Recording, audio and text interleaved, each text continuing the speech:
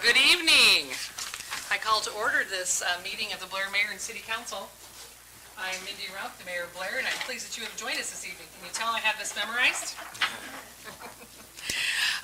It's a public meeting, and you are part of the process. So I do want you to share your thoughts, and I encourage you to participate and ask questions. I will do everything that I can to make sure that your voice is heard, and I want you to be as comfortable as possible. We do have several rules to help us proceed with this meeting, and I ask that you please keep them in mind. Please turn off your cell phones. If you need to take a call, step outside the chamber. When you wish to speak, simply raise your hand, and I will call you forward to the podium. Brenda Wheeler, our city clerk, must record who you are, so please state your name, state your last name, spell your last name, and state your address. Keep your remarks brief, about 3 minutes, so that others have the opportunity to speak. And please direct your comments to either myself, to City Council, or to City staff. A copy of the Open Meetings Act has been posted by both exits, and we will begin this evening with the roll call of members. Banner, Paulson, Here. Long, Here. Wolf, Here. Willis, Here. Clark, Here. Fletcher, Yep. Highfield. Here. All members present except Banner. Thank you. If you'd please stand and join me for the Pledge of Allegiance. I pledge allegiance to the flag of the United States of America and to the republic for which it stands, one nation, under God, indivisible, with liberty and justice for all. Thank you.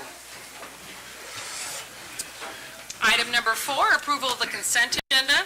So, second. We have a motion and a second to approve the consent agenda. Please register your vote. All council members present voting aye. Motion passes. Item number 5, we have the 2026 Community Forestry Award presented to Kyle Sheets from the Parks Department for his exceptional work in regard to trees in the city of Blair. And I believe we have someone here to present.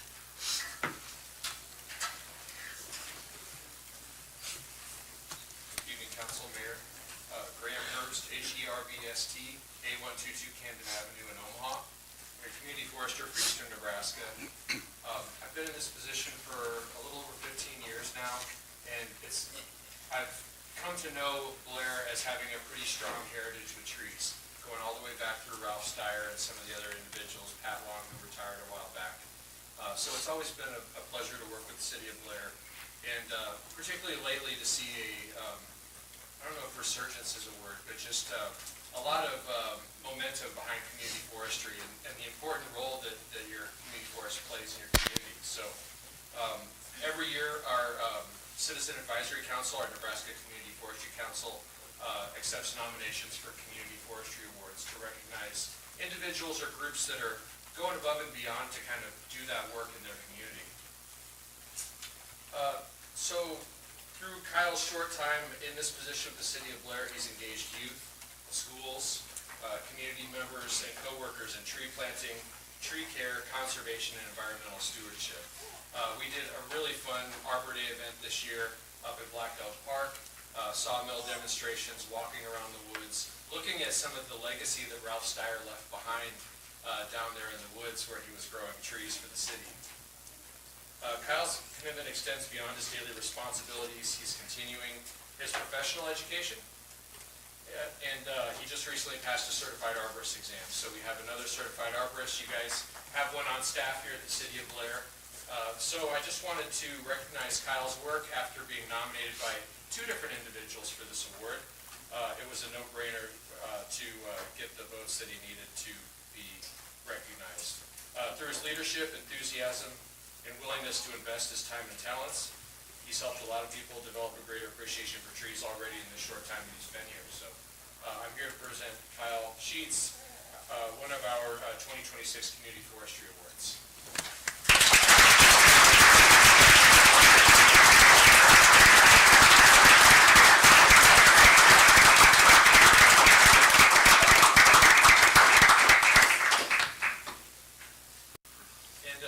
Thanks to all of you for supporting the Parks Department and their efforts along the way. I look forward to continuing to collaborate. Kyle doesn't have anything to say, I think. So thank you very much. Thank you. Thank you. Thank you. Thanks so much. Thank you. Thank you. And congratulations to you, Kyle. Thank you for your commitment to our community. Item number 6, We have the swearing in and badge pinning for new Blair police officers Ryan Eddy and Jackson Radloff. Chief Kinsey. Evening, Mayor, Council. Just a couple of quick words about our newest officers, Jackson Radloff and Ryan Eddy. Many of you already know Jackson. He's been in law enforcement for about 7 years, and Groundhog Day, he's back. But he's back to stay. And Ryan came from Yankton, South Dakota Police Department. He was there for 4 years. His wife is in residency at the Med Center.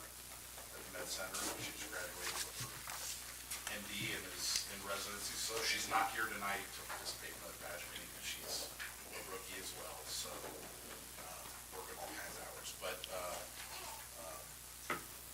unless I have any objections, I'm going to swear these guys in.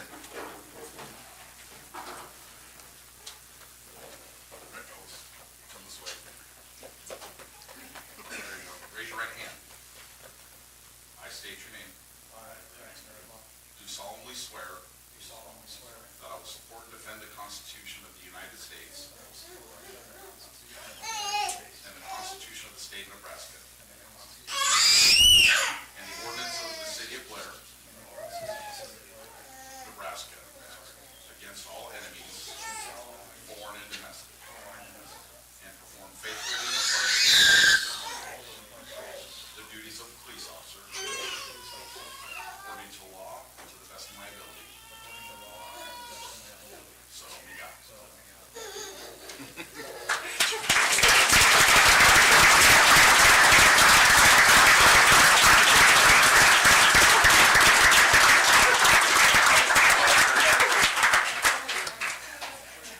One thing that's very important in policing and law enforcement is tradition. And one of the traditions that we started here not too long ago is a ceremonial badge pinning. So, Michaela, you want to give him to me? No cheating. Come on up, everybody. Let's go. All right. And since Ryan's wife is not able to be here, Mayor Rump has volunteered graciously to come and pin his badge on it. We practiced.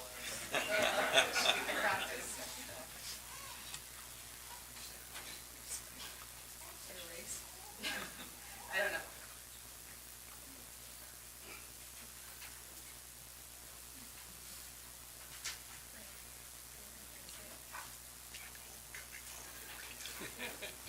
Like a pro.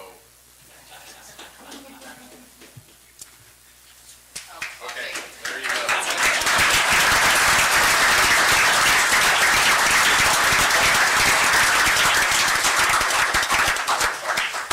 Thanks. And one thing, Pastor Amy has just a couple of quick words for you. Yes, I'd like to present you with our chaplain coin, and on the front, there's a Bible verse from Psalm 3:3. You, O Lord, are a shield around me.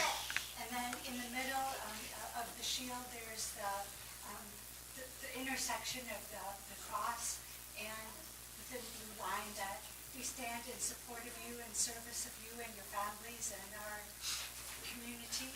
And on the back, there's a picture of St. Michael, the archangel, and he's the patron saint of law enforcement.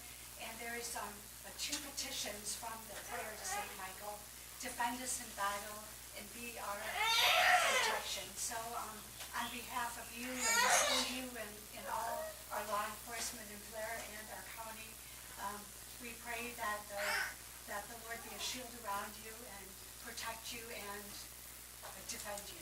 Amen.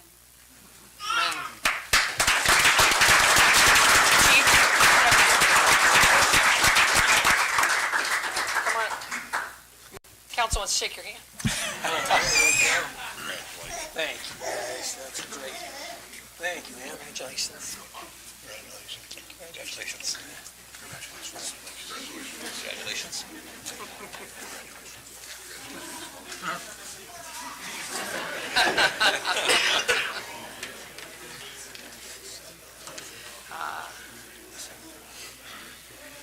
Sure. Item number 7, consider resolution 2026-93, approving Trayton Jones, Isaac Opataya, Mason Mann, Jesse Hartline, Riley Stanley, and Jamie Bussin as new members of the Blair Volunteer Fire Department. Chief Ayton.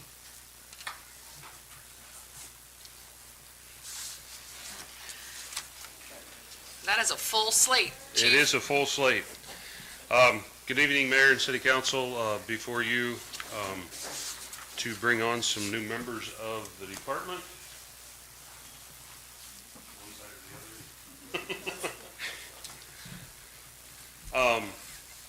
These folks have completed all their prerequisites for joining the department, their physical agility, their written tests, and their physicals and everything. We are gracious to have some more volunteers step forward to help us. And we're getting fuller. We're a long ways from being full, but every bit helps. So I guess we got Mason Mann on the end, Trayton Jones, Jesse Hartline, Riley Stanley, Jamie Bussin, and Isaac Opataya. Isaac is one of ours that he did go through the cadet program also, so that has been a tremendous help because we brought at least one other one on, and we've got some more that are moving up in the ranks of that. So that's been very, very beneficial to us. So with your vote, hopefully we got some new members to assist us. Council? I'll introduce resolution number 2026-093. Resolution number 2026-93 was introduced by Councilmember Willis, approving Trenton Jones, Isaac, Opataya. Mason Mann, Jesse Hartline, Riley Stanley, and Jamie Bussin as new members of the Blair Volunteer Fire Department. Make a motion to adopt resolution number 2026-93 as presented. Second. We have a motion and many seconds to adopt resolution number 2026-93. Please register your vote. All council members present voting aye. Motion passes. Congratulations. Congratulations.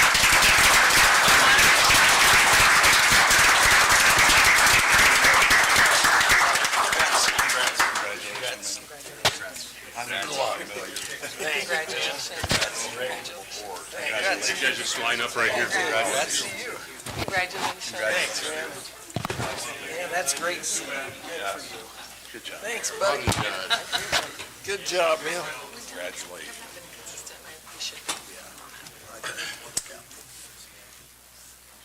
All right. Was that it? Congratulations, and thank you for your dedication.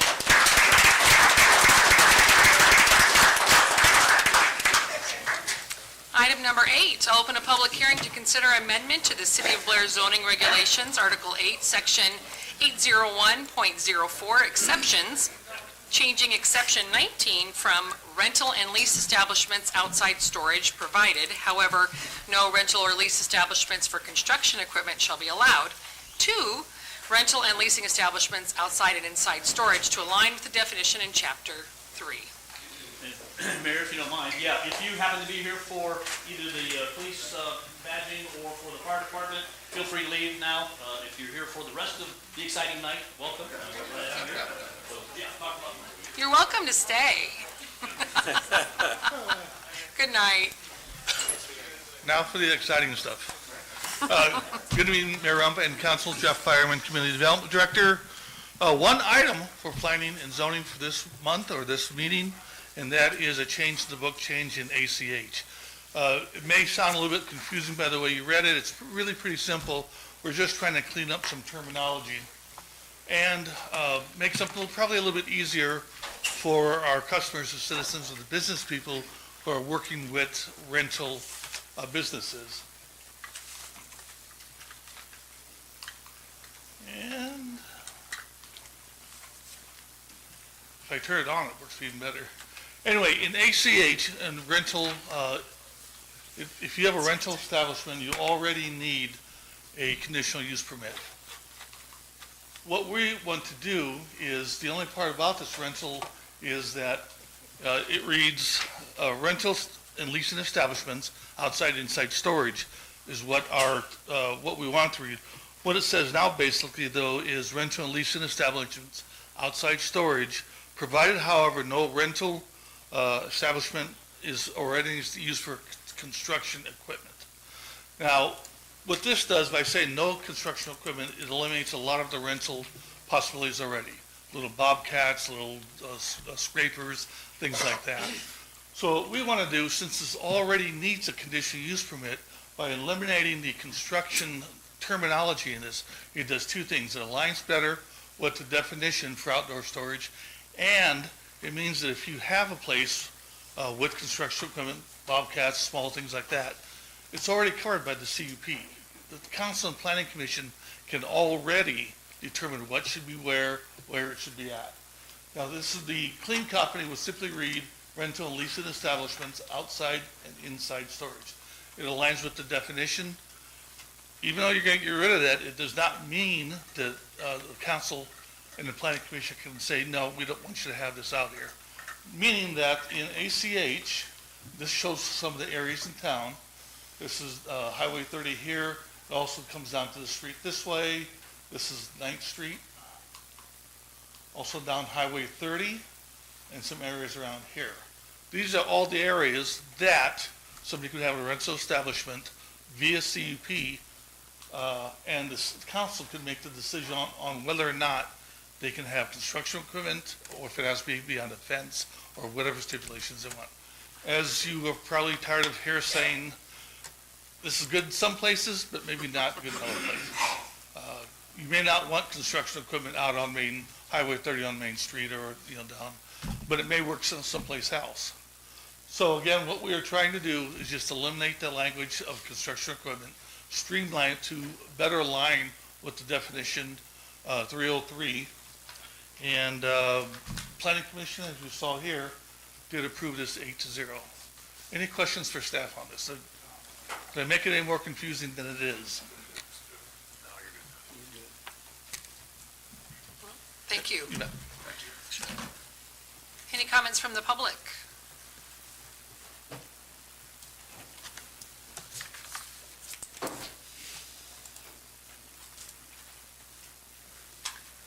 Hi, Christina Barta, 12861 Candy Road, 26, Will you spell your last name? B-A-R-T-A. Thank you. All right, so I just wanted a little bit of clarification. So construction equipment comes in a lot of sizes, including some really big, heavy equipment type of things. So I was wondering if there's limitations on what the definition of a construction equipment that's appropriate in the ACH zoning would be. So, large pieces of equipment that you'd normally see in industrial zoned areas need to be hauled in on sometimes oversized loads. They generate a lot of diesel exhaust, vibration, different things like that associated. And I know CUPs, they have to apply for CUPs one way or the other, but I was just wondering if there's limits on, I guess I want a clear definition of what exactly construction equipment means. If, the big stuff, the really big stuff, also is included in being able to be in the ACH zone. That was my only question. Thank you. Thank you. Thank you. I can answer that. Great. This would be covered under the special, under the CUP also. When the applicant applies for the conditional use permit, I suppose first questions would be, what are we going to have out there? What are you going to have out there? What kind of equipment? Are you going to have construction equipment? If so, how big and stuff like that. There's already an industrial rental place in town, MCM, out on Grant Street that deals in the big stuff. They don't do small commercial stuff. There is a possibility that somebody could come in and say, yeah, I want to have a big bulldozer. Well, that's just not going to work if the council and planning commission decides. So again, part of the conditional use process is find out what they're going to do, where it's going to go at, and work from there. Thank you. And it's a good question. Any other comments or questions from the public?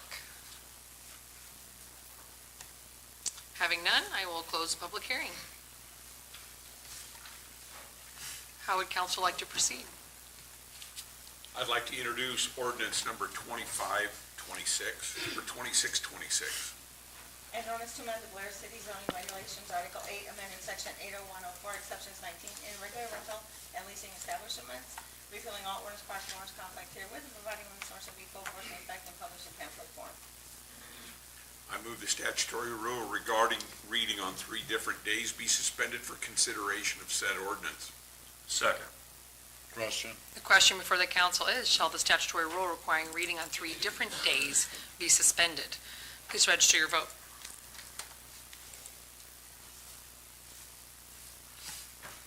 All council members present voting aye. An ordinance to amend the Blair City zoning regulations, Article 8, amending Section 801.04, exceptions 19 in regard to rental and leasing establishments, repealing all ordinance parts of ordinance conflict herewith, providing when this motion be full force and effect, and published in pamphlet form. I move final passage of ordinance 2626. Second. Question. The question now before the council is, shall ordinance number 2626 be passed and adopted? Please register your vote. All council members present voting aye. I declare ordinance number 2626 duly adopted. Item number 9, consider resolution 2026-94, approving LB 840 application from CS Arbor Group LLC and Generational Builders for the purpose of constructing a new 3-bay building at 575 South 10th Street. Mr. Green. Thank you, Mayor. Good evening, council members. I just wanted to kind of introduce this particular issue. I'll allow Mike Rooks to go over kind of the details. But just as a reminder to you, education for those who are here tonight, Gateway Development Corporation, and Mike Rooks specifically, is really the administrator of our LB 840 program. Again, a reminder, LB 840 is a local citizen authorized economic development program where we're able to take some local funds, primarily sales tax funds, set them aside for economic development, and then there's an LB 840 advisory committee that's made up of 7 local citizens that have been selected by the mayor and approved by the council. 2 of them happen to be local bankers, but all of them are business people, and they kind of specialize then in hearing what these applications are and kind of fine-tuning a recommendation. Their recommendation usually comes in 2 pieces. One depends upon the capital investment, or the CapEx, that will be invested into this particular business. The other depends upon the number of new jobs that are going to be created.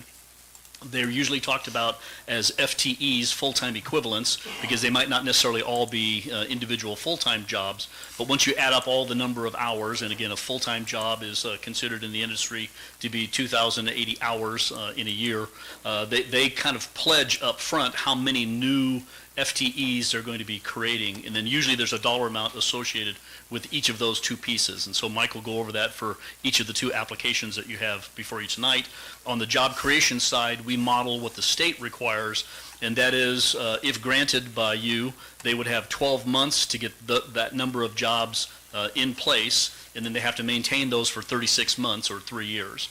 And one of the things Mike does in Gateway Development Corporation oversees is a quarterly audit for all of the different businesses that have an LB 840 loan.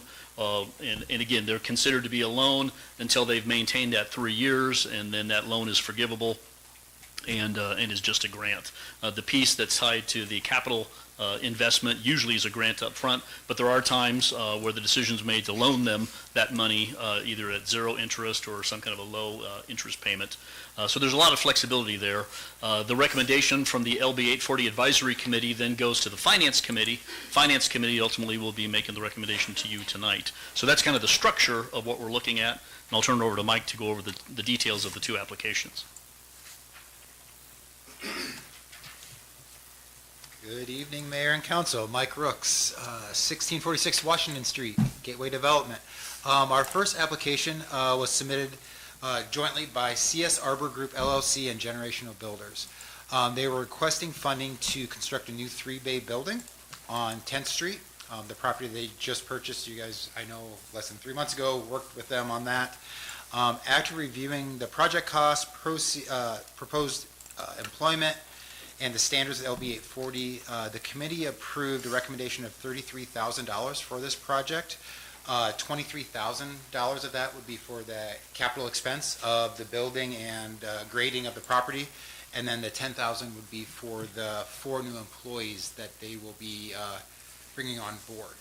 And with that, I'm going to turn it over to Kurt so he can tell you a little bit more about the project. And I'm happy to answer questions, and so is Kurt. Thank you.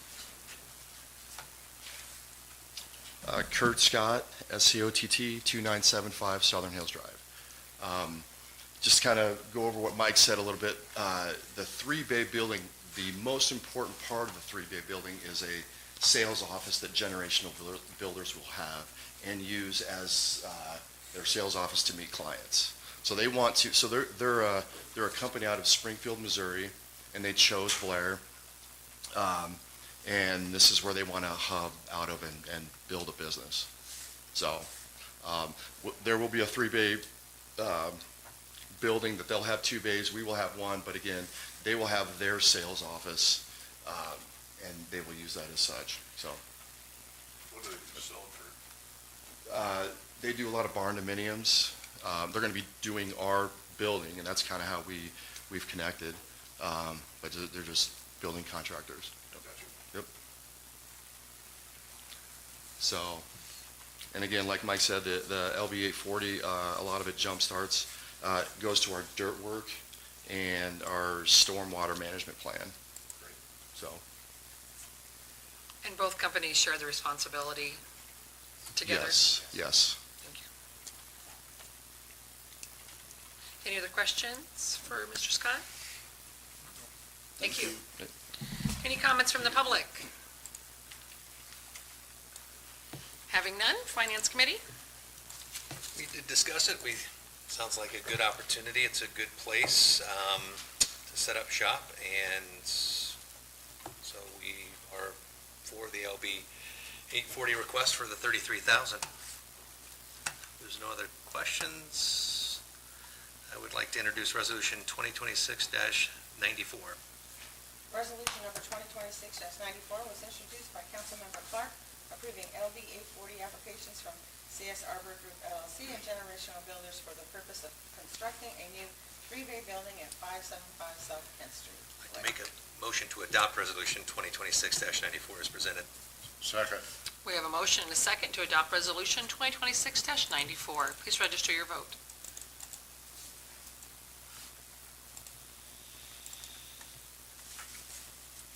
All council members present voting aye. Motion passes. Item number 10, consider Resolution 2026-95, approving LB 840 application from Hinton Works LLC for the purpose of expanding operations of a rock crushing and recycling business at a new industrial site located on Tax Lot 67 in Section 19, Township 18, Range 12, Washington County, Nebraska. Mr. Rooks? Hello again. So our second application is for Hinton Works, as Mayor Rump just stated. They came forward requesting funds to support the acquisition and development of a new industrial site here in Blair for his rock crushing facility. After reviewing the eligible project costs and proposed creation of the 6 jobs, the committee approved $100,000 in LB 840 for funding Hinton Works at this new location. Is there any questions for me? If not, I'll turn it over to John. I was like, where'd he go? John Henton to tell you more about his project. Thank you.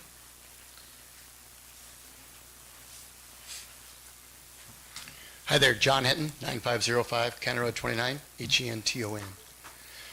I'm requesting the money. What I've done is split my company. I've split off the rock crushing portion of my company because it's growing at a pretty fast rate. So in starting the new business, I'm going to need a new location here in the pretty near future. I'm outgrowing where I'm at. So I wanted to look for an industrial site. I found one. I have a handshake agreement with Mr. Odell on that piece of property that if I can get things put together and I can financially make it fly, I can purchase it from him.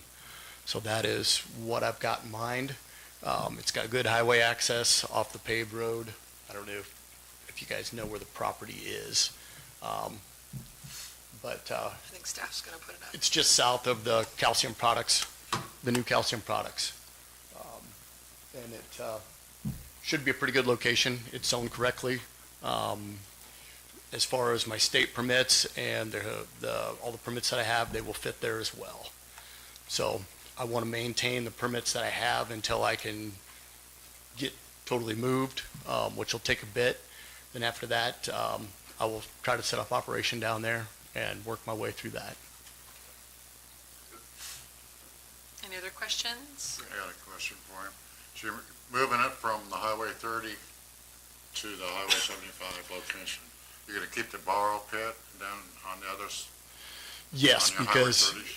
yeah, I will probably keep the borrow pit permit because that is good through Right. 35. Okay, And that will still be useful, although it'll be scaled back. good, thank you. Yep. Good question. Any other questions? John, do you anticipate doing any rock crushing still at the Highway 30 or all later? I would probably, they're not easy to move, so probably very little.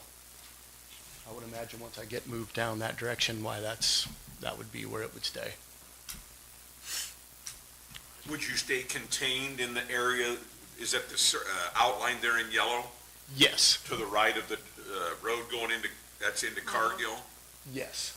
And this is the new calcium products plant going in here to the north. That piece is to the south. Okay.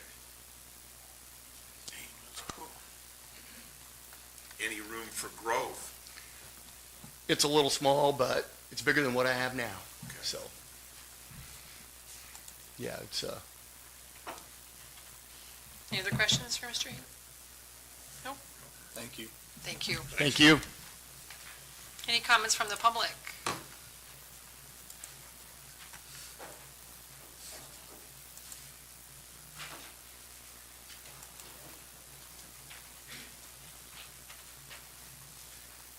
Hi, Christina Barta, again, BARTA 12861 County Road 26. So I just have, because I'm assuming these new employees are going to be going back and forth between old site and the new site, so I have a few more clarification questions about the borrow pit that's going to remain.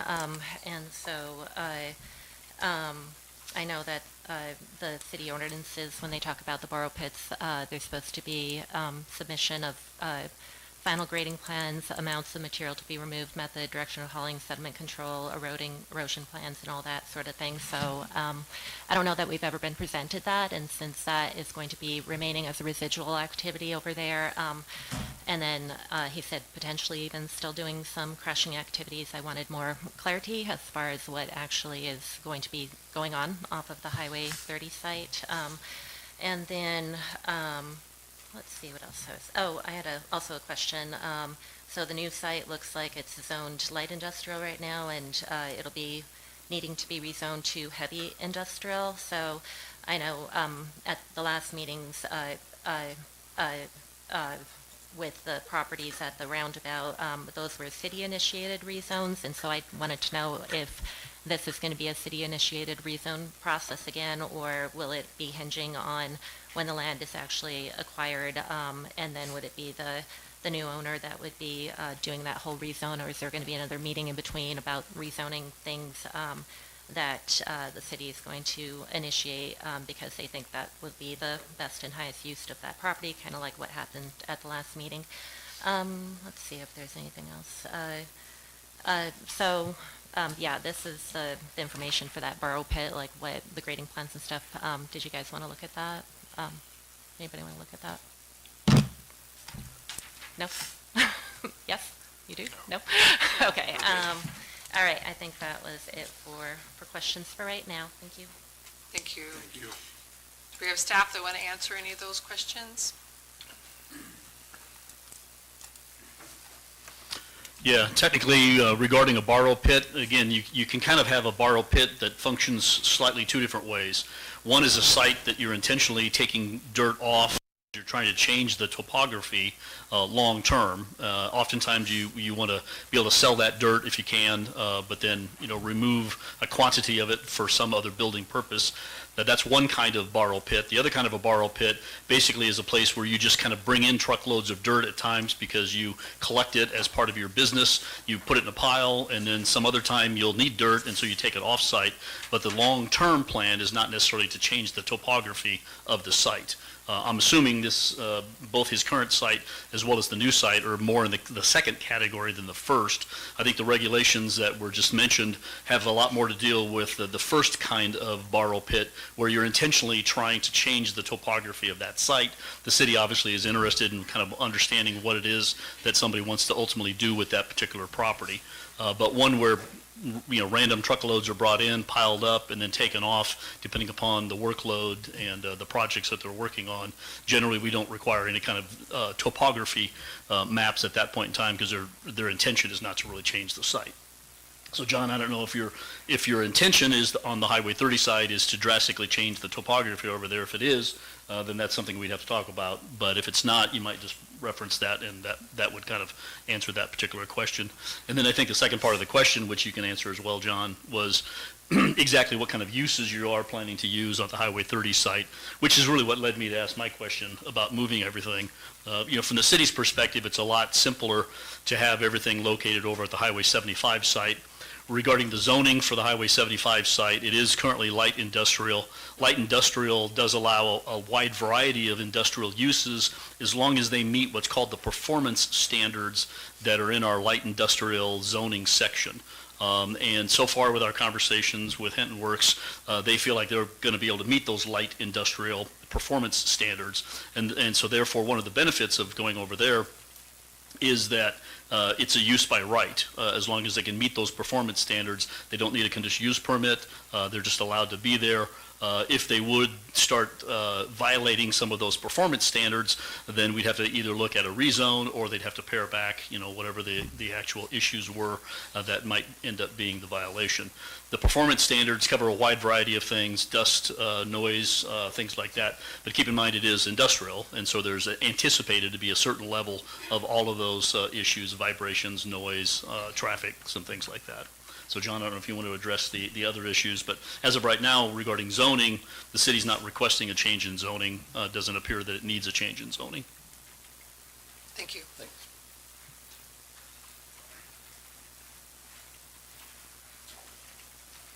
On the Highway 30 site, I currently have a SWIP permit and an industrial runoff water permit through the state of Nebraska. I also have a silt basin that controls all my silt and runoff. The operations there would still continue, Hinton trenching would still continue at the Highway 30 site, but it would be mostly the rock crushing that would move to the new site. Thank you. Topography changes, you planning much over there on Highway 30? Not a ton, no. The dirt comes in, it goes out. Like you said, we run long on a job and pile it up, and we run short and we take it away. So it's a staging area basically. Any other questions? Thank you. Thank you. Any other comments from the public?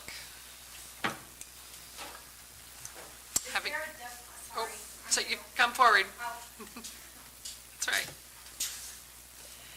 State your name and spell your last name and state your address. Krenda Rodis, R-O-D-I-S, Okay. 1151 Westridge Drive. Okay? I guess, forgive my participation in No. formalities. No worries. I was just curious what the definition of recycling would be and what the natural process, is there harmful agents, I guess, of the business that would change the value of the land or anything like that?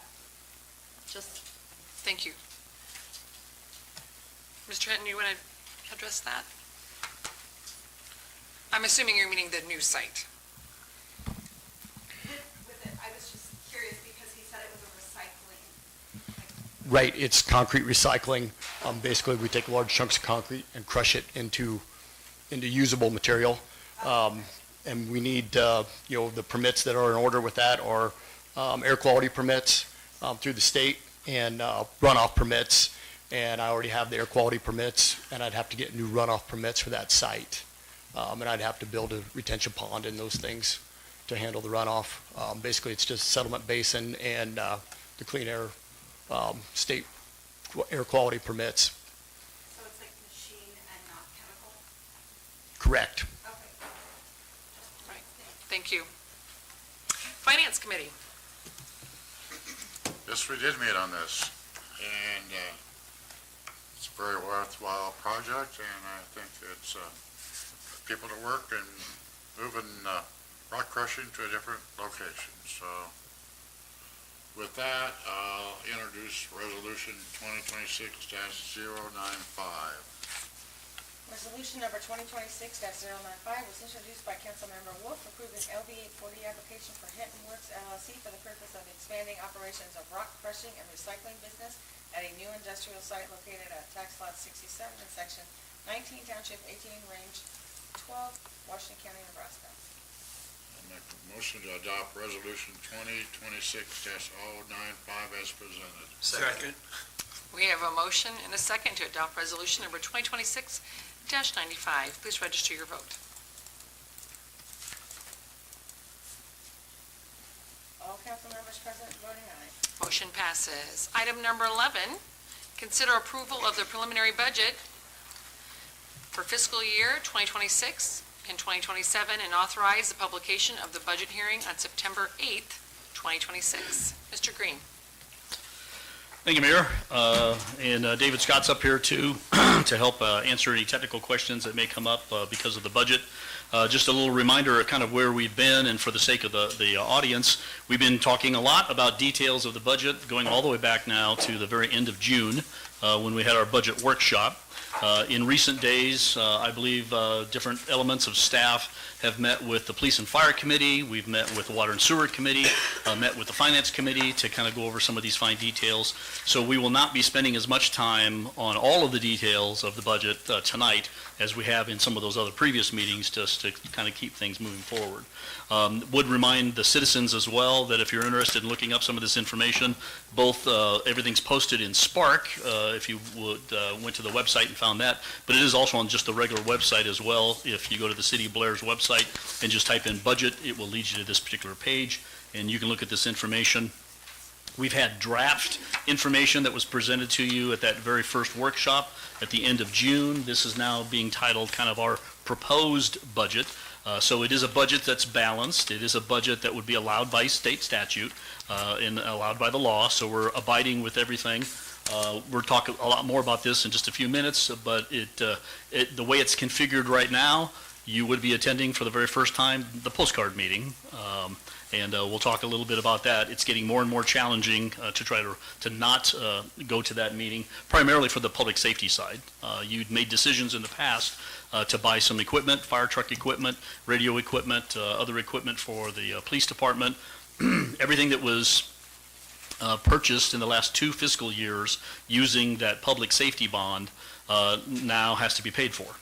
And it has to be paid for by property tax, and therefore the tax taking is a little higher than what we've tried to do over the last few years. But again, you have to pay these bonds back. They are 10-year bonds once they would be retired. If there isn't any other current equipment that's being purchased, then obviously that levy would go down at that particular time. So tonight, as the mayor had said when we introduced this, really what we're asking for is kind of a guidance and okay to move forward with this preliminary budget and set the date of September 8th for the official hearing for the budget. Again, that hearing takes place at 6:30 at night. By state statute, there is no time limit on that, and so depending on who shows up, which historically not very many people do show up, but if for some reason that night many people did show up and wanted to continue to discuss it and ask questions, then it's in a sense there's no time limit on when they would need to be done with those questions and conversation. Then either immediately following that or at 7 o'clock, the regular city council meeting then would be held on September 8th. A couple things just to bring your attention. We did get the notice about 10 days ago or so of the property tax valuations. Valuations were a little higher than what we had anticipated, which is helpful, but the growth percentage was still kind of on the reasonable short side. And so actual growth of new development, so this would not be increases of an existing house's valuation. It would be brand new construction increased overall for the city of Blair at 1.55%, which again is a decent number. The state statute and some of the changes that were made 2 years ago have kind of 2 different criteria when you're looking at what's legal versus what do you need to do to avoid that postcard meeting. On the legal side, you're able to do basically the cost for local government's inflation rate, which is set by the state and told to us early in the summer. This particular year, it's 5.27, something like that, 5.27%, so a fairly high number. That added to this real growth then gives you the maximum amount of actual growth that you could see in property tax taking. So the 5.25 plus another 1.55, gets you almost up to the 7% range, 6.5%. That's pretty healthy for a city to be able to function on. So that's the legal side. We really don't have a problem on the legal side. the issue on the postcard meeting is about tax taking, and it uses a different percentage, which hasn't been changed with some of those recent changes, and it's only 2% plus real growth. So 2% plus the 1.55 obviously gives you 3.55%, and that is a more challenging number to live with. It's the increase in the real property tax dollars that you're asking for. It's not the levy itself. That levy will fluctuate up and down depending upon the valuation for the community. But it is really the dollar amount, the tax taking that they're referring to there. And in order to not go to that postcard meeting, you'd have to take in less than 3.55% of an increase. And again, and we'll talk more in details in just a second, challenging to do because of the public safety bonds and the public safety equipment that has been purchased and authorized by the council.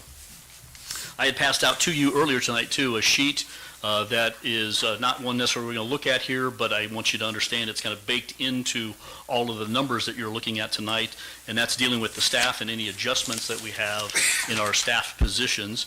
That sheet I passed out to you just kind of consolidates what we've called the adjustments, the additions, and then the unfunded or eliminated positions that we're looking at for this particular year. There are 5 positions that do have some pay grade adjustments to them. Individuals that either because of their performance are worthy of a step up or for comparability's sake are being potentially moved. You have a section that deals with additions for job positions. One of them you had approved for us to move forward with previously, which was the second utilities clerk position that's in the front office here. You recall when Katie left as our non-lawyer legal assistant, one of the things that we had talked with you about was the real desperate need that we had for additional help in the front office, especially on the utility billing side. So you did authorize us to go forward with a second individual there. That second position, or the 2 in combo, will continue to help as well with other administrative things that we have coming out of the public works arena. Again, there's lead line requirements that the federal government is pushing out to us, some other tracking requirements, and having some additional staff there will be very, very helpful. Also under the additions area is a park laborer. If you remember, the initial request coming out of the Parks Department was to do away with their part-time position and replace it with a full-time position. So it's kind of adding, not even a full half position for that, but it would be full-time with benefits. So that's the park laborer position. And then one of the big ones, if you recall, when the police department had requested their staffing needs, and again, all based upon the actual real needs of our department, based on the staffing studies that have been done, they had asked for a new captain's position and 2 additional field officers. Now, one of the great things, and you saw 2 being badged tonight, that's great. We're at full force for one of the first times in a long time. Plus, we've been able to add a few new positions over the last few years. So I think that's fantastic. But we have to deal with reality, and the ability to do all 3 of those in one fiscal year just wasn't something that we could legally even do, as I was mentioning earlier with those percentage increases. The challenge with the police department, again, is that it comes out of our general fund, and that general fund really is restricted on what you can do there. So ultimately, through the conversations, discussions, and the police department's willingness, they kind of forego those 2 field officer positions, but have really focused on what I agree is a major management challenge for them, and that's on this other captain's position. But even hiring a full-time captain for this full fiscal year would be a challenge, as well as some of the other things that we're looking at doing in some of the other departments that are all part of the general fund. So they agreed to basically request a half-year hire. Which means we'd wait 6 months before we would look at hiring this particular individual. That's great for this fiscal year, but you're going to have a full captain if you choose to do that then next year. So you really have to realize and commit to what it is that you're doing if you go this route. But it is a balanced budget. It is a budget that you can do. But again, you're committing to the fact that you're going to have a full-time captain next year. One of the realities is, as we were talking with the police department, is that even though they had requested those other 2 officers this year, don't be surprised that next year, because of the commitment of a full-time captain, then that you might not be able to do 2 officers even that fiscal year, maybe another year or later down the road. So all of that's included in the additions ban here. And then there are 3 positions that fall under this unfunded or eliminated positions. One would be our exhibit and marking coordinator. That's a position that we've tried to work with over the last couple of years. Marketing, I think, is going to be an important aspect for us going forward, but due to the challenges that we're having in this year's budget, we've eliminated all of the expenses for that particular area. I had mentioned also the parks part-time laborers, that's listed there as not being funded, and then again the aforementioned non-lawyer legal assistant position, which we're not planning to replace right now. We obviously have our city attorney, and Brenda has been picking up with some of the other paperwork as well as some of the deputies for some of the other things that the non-lawyer position helped us with in the past. And so we're planning this year to spend those resources in some other areas that probably are more important for us going forward. Talking a little bit then about the levies itself, and Aaron, why don't you bring up number 3 here, or so 02, the levy history, sorry. The third one, but 02. Got to remember 00 is in there. All right, so this is a chart that we've looked at it several times. One of the key things to me is it shows a history of the city's valuations, the actual growth in those valuations, then stay down towards the bottom, and you're fine right there. And then kind of breaks out for you a little bit of the budget overall in the 3 different areas that we actually bring in some property taxes. So again, when we request property taxes, they come into 3 specific areas, 3 different funds. One is the general fund, one is the street fund, and then one is the debt fund. And we have the ability to kind of maneuver those dollars around a little bit. Ultimately, that 2% plus real growth limit is on the total dollar amount that you'll be taking in. But to start with the debt fund, whatever we happen to have as needs to pay off that debt, you have to bring in that amount of money. You've pledged when you borrow that money that it would be general obligation revenue that you would use to pay those bonds off. You have to raise that dollar amount. And again, because of the public safety bonds that we've issued over the last 2 years, we now have a lot more revenue that we need to bring in that particular area. You'll notice the blue bar down here. Again, going back to the valuations, that's a positive thing that the city's valuation went up 9%. A lot of that's because of new construction, but a lot of it's also because of just the increased valuations of people's homes. No one likes that. No one likes to pay more real dollars simply because the valuation of their house went up. So we always try to do a balance and tap into more of the real growth value that we've seen. And over the last, I'd say, 4 or 5 years, we've seen some really pretty good growth in town. You'll notice in the column here that talks about debt, that our recommendation to bring in sufficient revenue to pay off those debt payments this year is going from the current year's about 4.5 cents in the debt fund to 6.7. Now that seems like fairly small numbers, but percentage-wise, that's a pretty hefty increase, especially when the valuation itself is going up 9%. But that's all necessary, and you can see when you look in the debt fund area itself, it's because of those bond payments, and those bond payments are coming from the public safety equipment. We have a truck that's being delivered this year, a fire truck, that we had borrowed some of those funds for. We bought a truck that a couple years ago we weren't necessarily planning on, an equipment truck.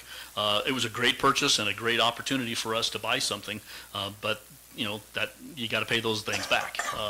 We also had the equipment that was purchased by the police department. So I think all very good reasons why we did what we did, but you've got to pay the piper eventually. You'll notice that the amount of dollar amount going into the general fund, the levy has dropped substantially. But again, keep in mind it's reflective of a much higher value as well. So you can see in the budget that the amount of property tax funds going into the general fund has increased slightly. And then finally, the street fund, is roughly about the same as it's been here recently. Again, there's some bonds that potentially are in the street funds, but as we get to the street fund area, I'll talk a little bit more about that. There's a couple projects that if you choose to go forward with eventually, that dollar amount may get stretched more and more in the coming years. So you've got several long-term commitments that you're going to be making here. Finally, the other thing I want to mention before we start looking at some of the details, and especially go back to the postcard meeting, is, and it's really important for you, but also for the audience to understand this, that just because you have money in the budget doesn't mean you're committing right now to spend that money. But you can't spend it in the future. You can't make that determination to do that if it's not in the budget in the first place. Now, if you're dead set against something and you know you don't want to do it and you're going to be a solid no when it comes up, then obviously you might support not having it in the budget in the first place. But if you're concerned about certain things, just realize sometimes it's a compromise that you include some monies in the budget, knowing though that the particular item is going to come back to you, and you'll have an opportunity to either say point blank no, or maybe modify that a little bit and reduce the cost. Just because it's in the budget doesn't mean you have to spend it. And we work hard to make sure we don't spend anything in the budget that isn't necessary and essential. Those are opening comments. Questions at all so far about any of those things? I've got a question on the unfunded and eliminated, just out of curiosity. Yes. Parks, part-timer labor, 28 hours is eliminated, but we're adding a parks labor, so we're just adding 12 hours. I mean, we're just going from a part-time person to a full-time person. Correct. Just as we did with the non-lawyer legal assistant, not funding that particular position, but did fund something else. But she left, and it just was an open position that never got backfilled. So, I mean, I don't look at that as being eliminated, but there's nobody there, nobody working there, or the part-timer. I was just curious, who's going to do the exhibits and marketing at the library with the elimination of this position? Right, and the library staff has agreed that they've got sufficient time to be able to do the exhibit piece of that. If you remember, based on the job description, it's kind of a combination of exhibits at the library, as well as trying to interface, and this was kind of an innovative thing that I was trying to do, interface a little bit with with Gateway and the Washington County Chamber of Commerce, that as they're promoting activities that are in town, that this would help market the community. But we just don't feel like we've really gotten the resources that we're looking for and the end result from that particular position. And with the challenges that we've got in the budget right now, it was an opportunity to allow the current staff at the library to take care of the exhibits. That's the minimum that we really need to get done. We'll look at the future marketing aspects perhaps sometime in the future. Any other questions? All right, let's go back a little bit, if we can, to this discussion about the postcard. Aaron, there's really not a sheet to show you. I'm just going to have to describe this a little bit. But just to give you a sense of the dollar amounts, and again, it's primarily because of the amount that we're having to spend on the public safety bonds. The state budget, and they give us a really fancy spreadsheet with multiple tabs in it and multiple pages of documentations that you have to put out. Again, I'd mentioned the two different things, the legal requirement that we have and then the postcard requirement that we have. We do meet the legal requirement. In fact, we've got an additional $112,000 that you could spend if you wanted to, or not spend. You could ask. You have the authority to ask for an additional $112,000 in property taxes if you wanted to. Not suggesting you do that because, again, I think the budget doesn't necessarily need it. But you could ask for more property tax and still be legal. It's on the postcard, avoiding the postcard side, that right now we're about $294,000 short of being able to not have to go to that postcard meeting. So if that was really the goal, and for the last 2 fiscal years, it's been a fairly high priority for the council in total to not have to go to that meeting if you didn't have to. There's significant things you would have to cut out of this budget to be able to do that. And not all of them have a direct impact on that number, because anything that's funded through some other source than property tax has no effect on that number. So it really would be reductions primarily in the general fund, or maybe a reduction in something that has a partial payment coming out of the general fund that could be funded by something else if you ended up transferring more from sales tax or from the hotel tax or Keno, something like that. But those are limited funds too, and so you just need to be aware of that number. So I just wanted to stress to you that the number's fairly significant, $294,000 that you'd have to cut to avoid that postcard meeting. I think we have a fairly good justification to explain to the citizens why we're having to go to that postcard meeting now. And again, it's back to the public safety items that you've chosen to spend some money on, which are all essential things for the city. Fire department equipment, especially big equipment and machinery, and the improvements and other equipment that we purchased recently, radios, things like that for the police department. Any questions on that postcard meeting? Also keep in mind, state statute was changed this last legislative session, but not implemented this current fiscal year, so it'll get implemented next year, where my understanding is every taxing entity now has to go to that meeting, and in fact, the meeting is going to be held earlier in the budget process, even before you know what your new valuation is going to be, even before you're able to really establish what a decent budget is going to be, and everyone has to present at that point in time, which is not much different than what we're doing right now. Just, simply a public forum where we're kind of presenting the numbers and what we're looking at. So this may be the last year of the standard way of thinking about that postcard meeting. But unless you're prepared to make some significant reductions, again, I don't see how you would avoid that meeting. Who has to go to this meeting? Great question. It's basically one staff member who's going to be doing the presentation, very similar to what we're doing right now on what you're needing. David. Who's the lucky guy going to be? Yeah. Yeah, it's your last night. Some lucky staff. They haven't said it yet. One of the things that we have to do is fairly quickly in September notify the county that it looks like we're going to have to attend that meeting, and then they will schedule it. It's usually between the 4th and the 15th. They've already scheduled it. Oh, have they? Okay, do you know what the date is? It's, Dave, is it 7? It's like the 14th.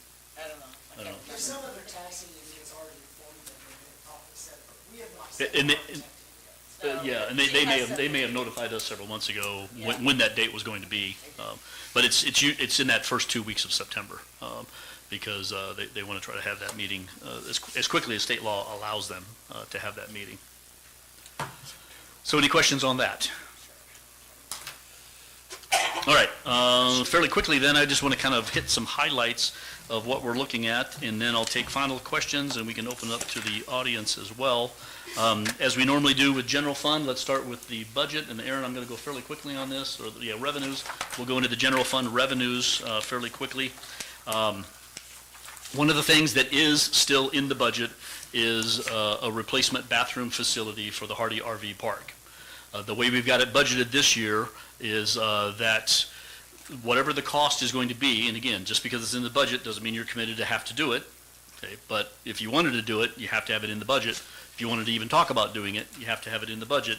So the way it's in the budget right now is half of the cost would be coming in from a grant, and then the other half of the cost would not be from property taxes, but would be from other funds, half of that half, sales tax, and then a quarter each from the hotel tax and Keno, because it is a public improvement. But none of it's property tax. So you could completely eliminate that, and it would have no impact whatsoever on whether you go to the postcard meeting or not, because you're not using property taxes at all, and the whole postcard meeting is only about your increase in property taxes. You could spend $1 gazillion out of sales tax or some other fund, and the postcard meeting doesn't matter. Depends on what you're doing, what you're asking in property tax taking. And so on this first page, you see the $200,000 here, which is roughly what we've budgeted for a 4-unit bathroom facility. Again, you don't have to make that decision tonight, but it's in the budget that way to be able to fund a 4-bathroom one. Here's the $200,000 grant. If we don't get the grant, we don't go forward with the project. It's very simple. But if we do get the grant and you choose to at some time in the future, then you could match that. There's also another $140,000 coming in for a parks grant, which would cover 2 different things: some erosion improvement control at Rhodes Park, as well as $50,000 that would be combined with $50,000 of some other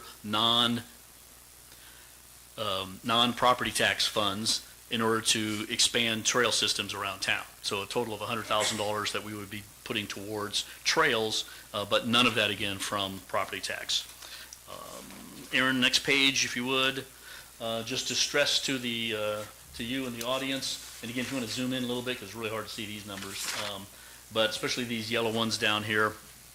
Just a reminder that we're looking at transferring into the general fund $215,000 from Keno.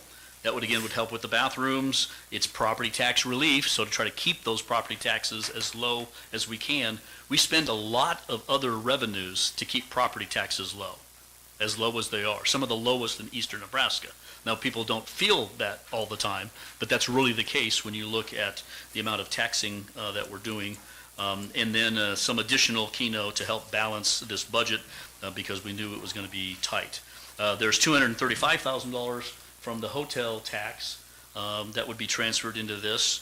Again, $50,000 for that bathroom facility, $60,000 towards the chamber agreement if that's approved and authorized, $75,000 for property tax relief, and then an additional $50,000 on top of that $75,000 to help balance all these numbers. We knew that it was a priority for the police department to try to do this half-captain. And so we went back into a couple of these funds to draw in a little bit additional revenue, but you're committing to a full-time captain if you choose a half this year. And you really need then to be committed that down the road you're going to do that. Now again, one of the things that we've been transferring some other funds for in this current budget would be the bathroom facilities, which you wouldn't do next year. It's a one and done kind of thing, but staff, lives on. Then the last thing I wanted to show, and this is all still on the revenue side, is use of our sales tax. This budget shows $3.775 million in sales tax being brought into the general fund to help reduce property taxes. It's a lot of money. A lot of money. Now, again, we bring in a little over $4.5 million of sales tax each year. But if you had a downturn sometime in the future, and all of a sudden that sales tax was not, as flush as what we've been expecting, if you've been living off of that sales tax, it's going to hurt you sometime, and there may be some projects that you're not able to do sometime down the road. Again, this one's designated $3 million for property tax relief, $100,000 for those bathroom facilities, $150,000 this fiscal year for the comp plan, and then an additional $625,000 to balance things. But again, it may be just as difficult next year to balance as you see this year. Any questions on revenues? Refresh my memory, did we get a bid for $400,000 on this bathroom? Our employees have been looking to see what others do, and they've contacted some of the companies that tend to sell these. Now again, this is for less than $200. This is not a custom built on site. This is a manufactured for bathroom facility that comes with the bathroom facilities and shower units all installed. You place it on there. 400? It also is a tornado shelter, and so it's a well-built construction. But we've spent that much on other park bathrooms. It's not inexpensive to build these structures. But again, right now we're looking at the budget, and if it's in, Do what? You can go there and shower when it's done. I don't need to. I can go home. I just think that sounds like an awful lot for that little brick structure, but I know that would get tore down, but $400,000. All right, any other questions on revenues for the general fund? Moving on real quick then to the police. So I'm not gonna spend any time on the admin side of the general fund. I think the only thing that was in there was some, additional research, engineering kinds of costs, but nothing unusual from what we've done in the past. On the police department side, obviously a fairly large increase in salaries. Again, they had requested the full-time captain and the 2 officer positions, but that was reduced to just the half-captain position for this particular fiscal year. But that number will be higher if you say yes to that going forward. Then on the second page, some equipment. Oops, sorry, not on the second page. This is fire. So go ahead and close out that one if you would, Aaron. There's a little bit of other equipment. Again, like I said, we're not going to spend, unless you ask questions, a lot of time on the details. Police Fire Committee spent a lot of time looking at all the details of this. In the fire fund, it's number 13 here, just on the second page of this, Aaron. Number one, last year, if you remember, we kind of funded or budgeted for a half kind of potential captain or some kind of administrative position. We've cut that completely out. As you saw tonight with 6 new, volunteers for the fire department, they've been doing, a great job of recruiting. They've done a much better job of organizing themselves and kind of splitting up duties throughout the week so that they're not individually taxed so heavily. Again, don't know how long that's going to be able to last because our call numbers continue to go up. But 2 major capital improvements that are coming in the fire side. We've got $1.345 million set aside for the new pumper truck that is coming, and then an additional $190,000 for equipment for that. And so again, fairly substantial dollar amount.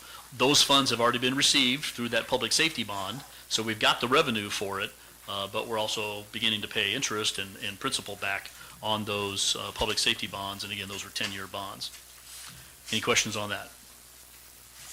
All right, going on to the fourth item for the parks area. Again, I had mentioned the transition from a part-time, the part-time position, eliminating that position, converting the resources into a full-time parks position. That's included in the salaries line. Then you'll notice about 2/3 of the way down, this $120,000 for recreational assistance. We've also budgeted to double the dollar amount that we have available for the youth sports complex and the funding there. That dollar amount has not been increased for a significant number of years. They have come and made requests to staff. I know some of the individual council members have met with them. So again, we budgeted. Just because we budgeted it doesn't mean you're going to spend it, but we budgeted $120,000 for that. And then on the next page, Aaron, you'll see about 2/3 of the way down, here's where the expense for the bathroom facility would be at $400,000. Again, a few other miscellaneous construction things in there. I'd mentioned earlier some of the park work, the work at Rhodes Park. This is the expense side of that. Again, we're receiving at least half of those expenses as grants.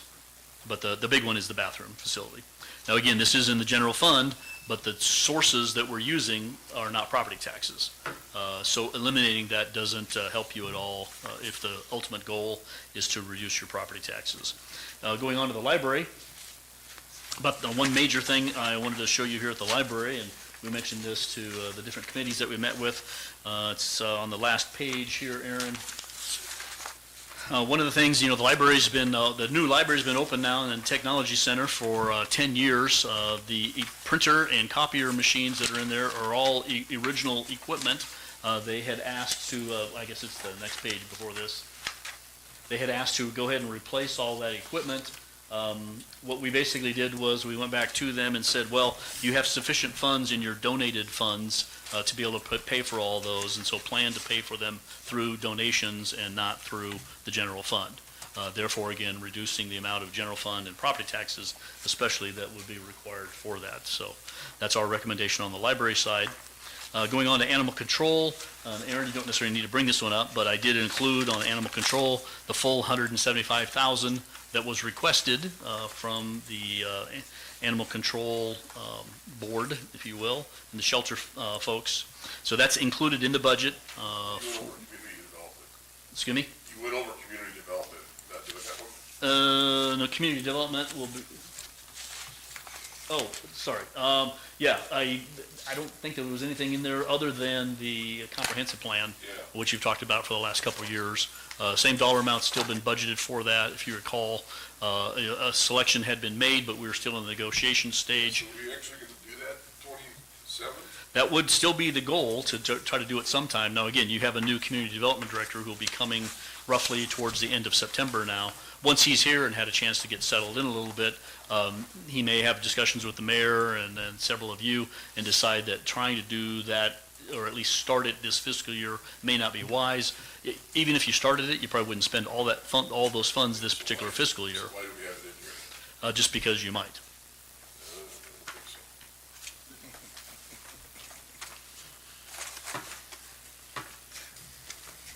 And again, all of these things are open for your, recommendations tonight as we go forward. But this is the time where it becomes a collective decision on, do you want to exclude certain things or go forward, even though you may not do them, or you may not do them to that extent, but it's in the budget and gives you the capability of doing that. So even if we did it, we're not gonna do the full 150,000 next year, right? It's just kinda like the captain, we could put half of it out there, the other half, 28. Yeah, now we were, I think it was sales tax again, that we'll look at here in a second. I think it was sales tax where that money was coming in, so it doesn't affect your property taxes at all. Well, it's still, Phil, it's still money. Doesn't matter where it comes from, it's money. Right, but you're gonna have that sales tax no matter what. The question is, how do you use it? Just because you have it in the sales. We didn't spend it. All right, over in the debt service fund, real quick, so we're jumping down a little bit, Aaron, to debt service, and on the second page, just wanted to highlight again for you here, what we're spending right now, and we had, some bonds that we've been paying for over the years anyway. Control. Excuse me? We went over animal control. Never finished it, did you? The only number I was talking about there was that 175,000, so. And then debt service here on this second page, really highlighting the debt service total dollar amount, which is the payment of the bonds. In debt service, you end up with a lot of different mixed uses. Some are assessment districts, which are general obligations by the city, but they're allocated then back out to those individual lots in those subdivisions.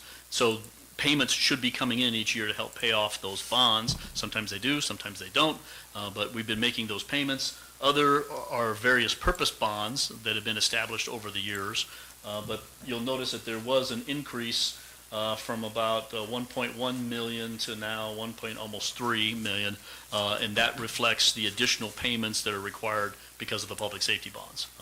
And that is then ultimately reflected in that need for property taxes to go into that public safety bond, or into the debt fund, I should say. So any questions on debt fund?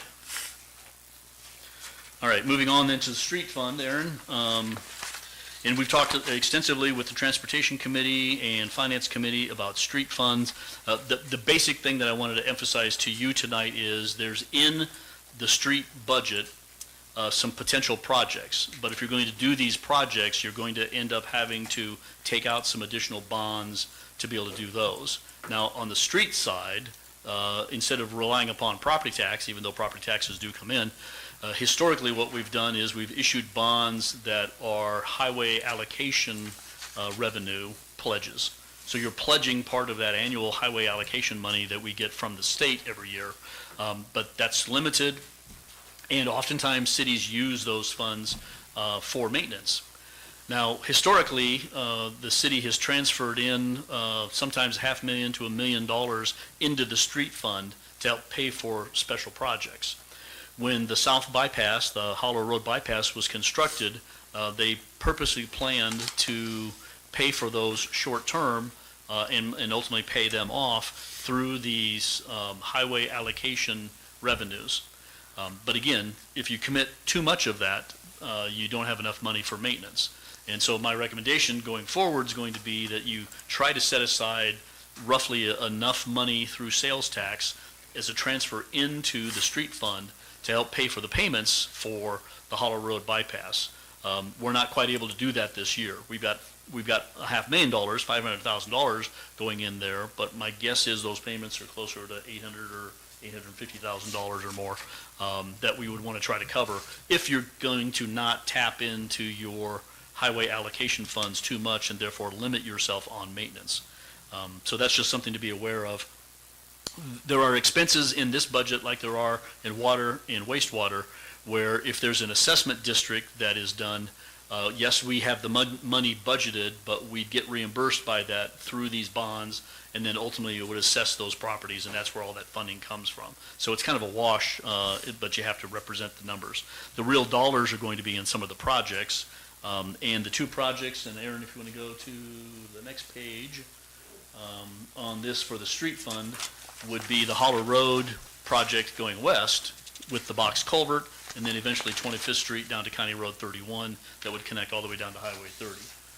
Again, that's been something that the council has been considering over the last couple of years. Designs have been being done mainly because it was just a little additional money to be able to open up that whole corridor than just reconstructing the box culvert under traffic. This would allow for that access to be provided all the way down to through County Road 31 down to Highway 30, and then the box culvert could get reconstructed under closed traffic, saving some costs and time for doing that. So that's divided in two different areas.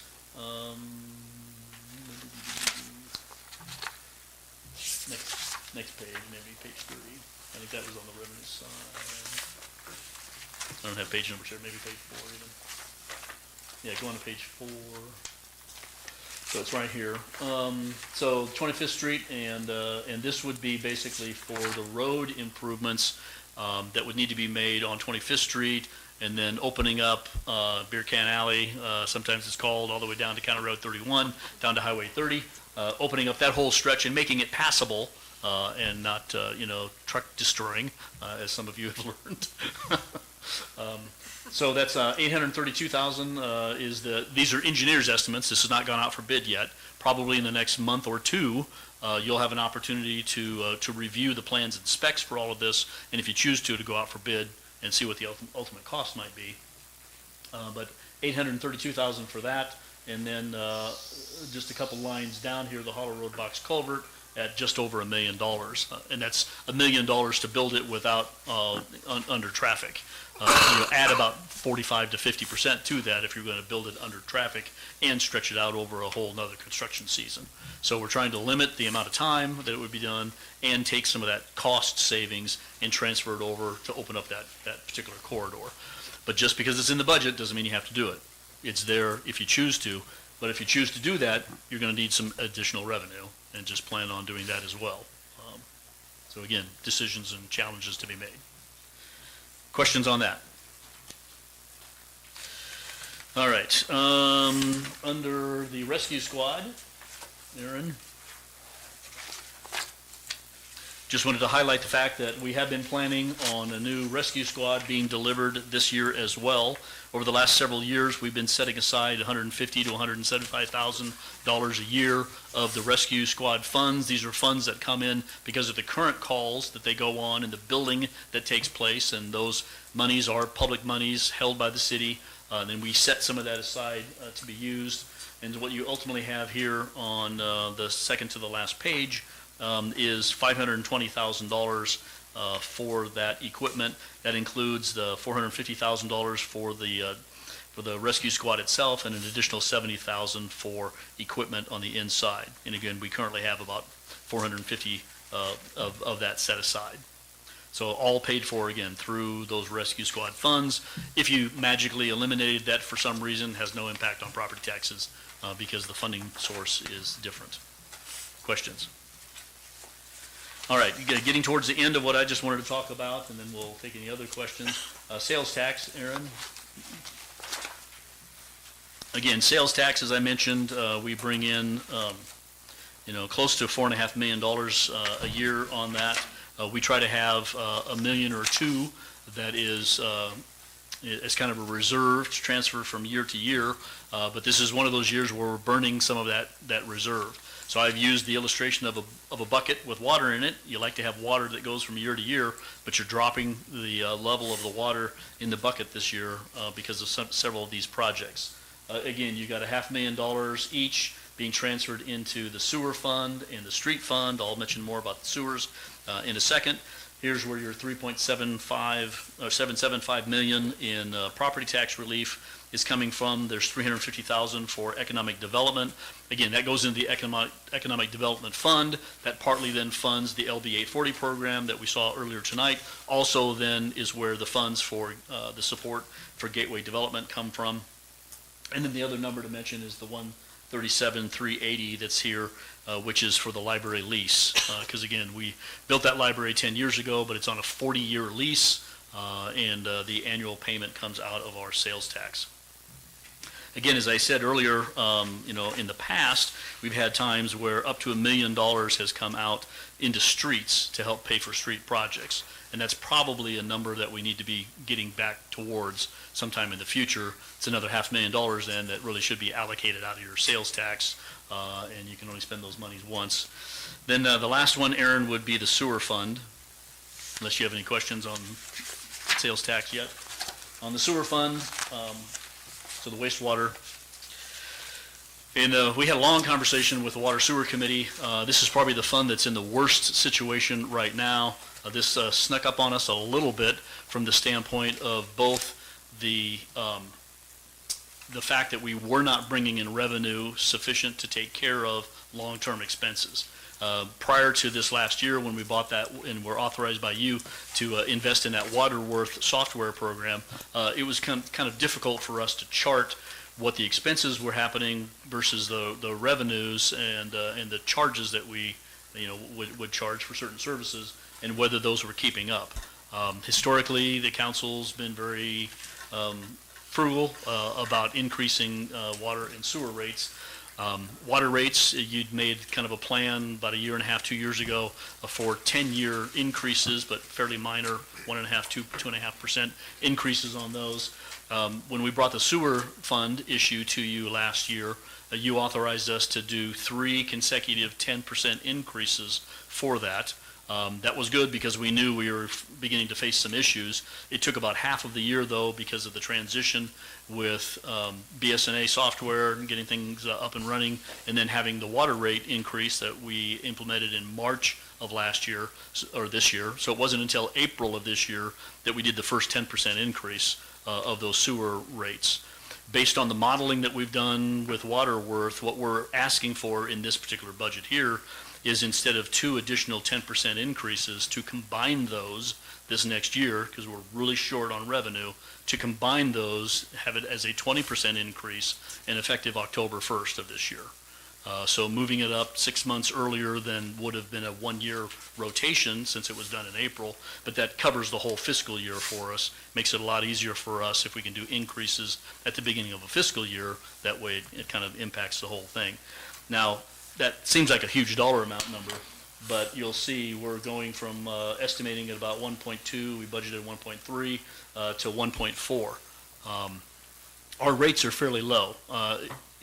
CJ estimated that we're looking at, if you would authorize this 20% increase as of October, approximately $5 a month that people would be faced on their sewer bill. Now again, $5 is $5, but we've got maintenance that's been delayed. We've got some significant work that needs to be done at the plant. And the biggest concern that we have, and David has, is that we're not bringing in sufficient revenue to keep up with the minimal bond payments that we have right now, let alone if we have to borrow to do major capital improvements at that wastewater plant, which has just not had a lot of work done to it over the years.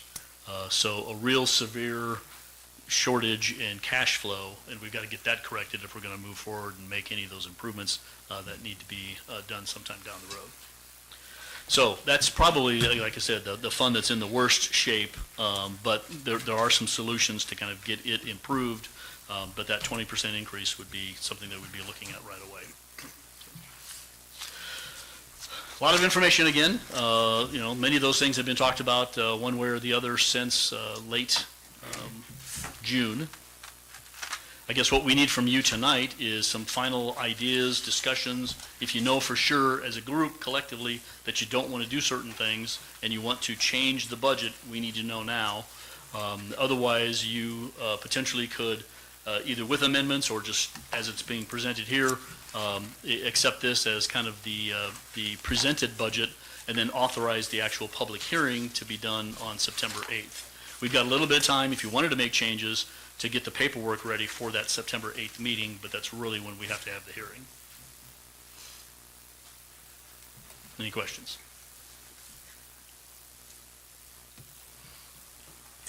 Nope, I'll say something. Our infrastructure, we need to take care of that, is critical. If that goes down, we're hurting, so we really need to focus on that. I mean, that's so important, what we need to do. I'm going to agree with Councilmember Paulson on the bathrooms. I mean, it's needed to some extent. You know, we want to protect the people that are there, and I heard it was told that, said that, you know, people on the trail could use it as well. But it does seem a little excessive, and we can kind of bring that down a bit. I don't know how the council feels. I'm good for cutting that in half, at least in half. Not that it will affect property taxes at all. I get that. But, and granted, if you don't spend it, then, you know, but if you decide to, it's there. Right. So that's just kind of my thoughts on it. I'd love to hear what the other council members think on some of their things. Thinking about. Well, the ones proposed is 4 showers, right? And Aaron said if you go to 2 showers, you save 25%, that's $100,000. Right? That's half. So, not half, but 25%. To what it was. Do we need 4 showers? I mean, most people use it, you know, maybe walking or riding their bike or tent campers. Well, looking at what, a camper's not gonna use it. The income from the RV park is what, $12,000? It's a lot of money to spend for an income of $12,000. It's just, I mean, I'm looking out for John Q. Public and myself. I just think that's an awful lot. There's gotta be some cheaper alternatives.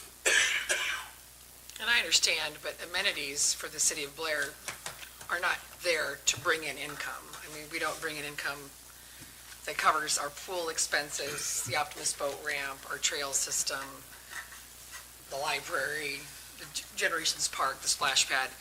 So looking at it from an income standpoint, I think is not a good point. I guess I was just for usage, $12,000, there must not be a whole lot. I mean, there's, I think, 4 down there right now, 3 or 4 when I drove by today. But 400,000 just does, I can't justify 400,000. And I'm sure we'll hear from the public when it's their turn to talk, but I just think ways to save here and there. I mean, yeah, go to 2 showers, and so you have to take turns. It's like, that's just my thought. I want to hear from others. Is this an appropriate time to hear from Park Board? Well, you vote. Would anybody from Parks like to speak?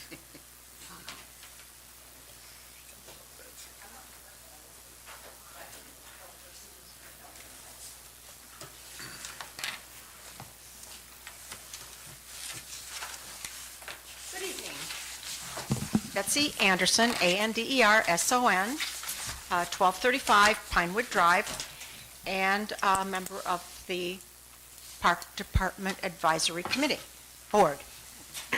So as I'm speaking, I have some photos for those of you who might not have had the opportunity to visit our facility.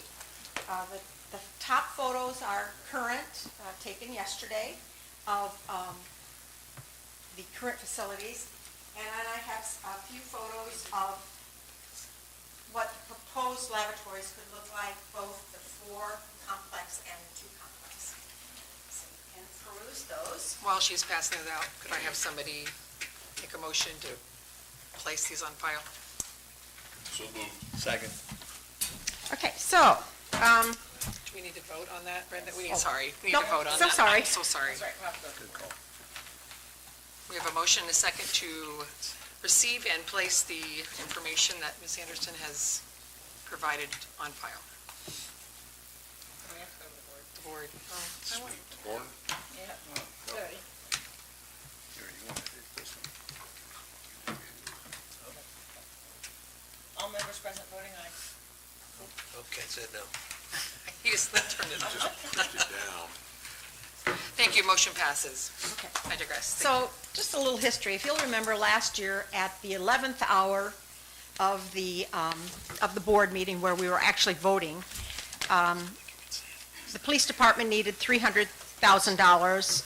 Actually, I think they needed 4, and they took $300,000 from our bathrooms to provide officers for the police department. And you know what? I understand. It was needed. I concurred. This year, in light of that, this year, one of our park employees, Josh Nichols, went out and found a grant for $400,000. And the $400,000,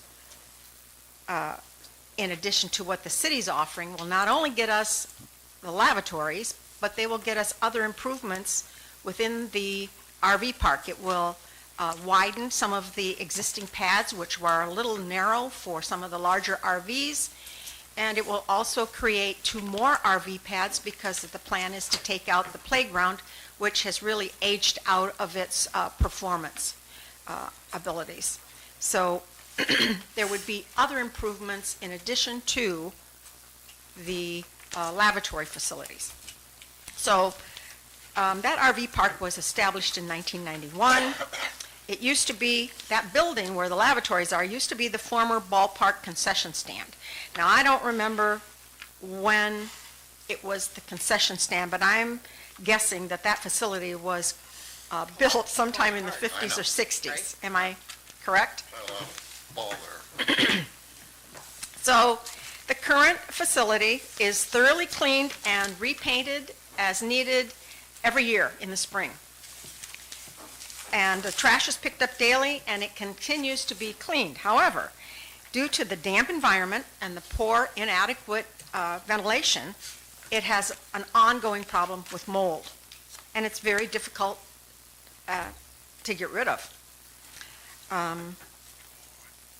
The facility is not currently ADA compliant. Now, the doors are wide enough, but there is a lip going into and out of the bath facilities and toilet facilities, which a wheelchair would have a difficult time moving over. The building doesn't have heat, so in the wintertime, prior to frost, the water pipes have to be drained, and they're actually disassembled, disconnected, so that the water doesn't break the pipes during the winter months. And our new facility would have heat and be able to be used 12 months out of the year. It does generate revenue. It probably isn't a lot of revenue, but it's some revenue. It's one of the few features that we have that does generate revenue, and to date we have $8,290. Now, Mr. Paulson, you asked about the expense. If you watch the Home and Garden channel, bathrooms and kitchens are the most expensive rooms in your house. And if you put 4 bathrooms complete with showers and they're ADA accessible, your price tag would go up for your home. It would be evaluated at a higher price. Okay, with the grant, as I said, there will be other improvements made to the park area. We also look at being able to raise the rent for each park spot, the pads, so that we could begin to generate more revenue. Now, obviously, it's incremental revenue, but it is something to be able to return to the city budget that would help to offset the cost of the operation of the park or some other department. Last year, when we last year the price tag was $300,000 for our lavatory facility, and without a grant. And because we postponed it, now you can see that the price has increased, and it will continue to increase if we continue to put it off, and perhaps become at a point not available. We wouldn't be able to do it at all. As I said, we're going to be able to widen and lengthen the RV pads to accommodate the larger campers. We will widen the drive that goes around the RV park because obviously when that park was created, the campers were a bit smaller and it's more difficult for them to maneuver. And the new facility will be a storm shelter, and it is also going to hook up with our new trail system. So it will become a lavatory facility along the trails for anyone who's biking, walking, and needs to use a lavatory facility.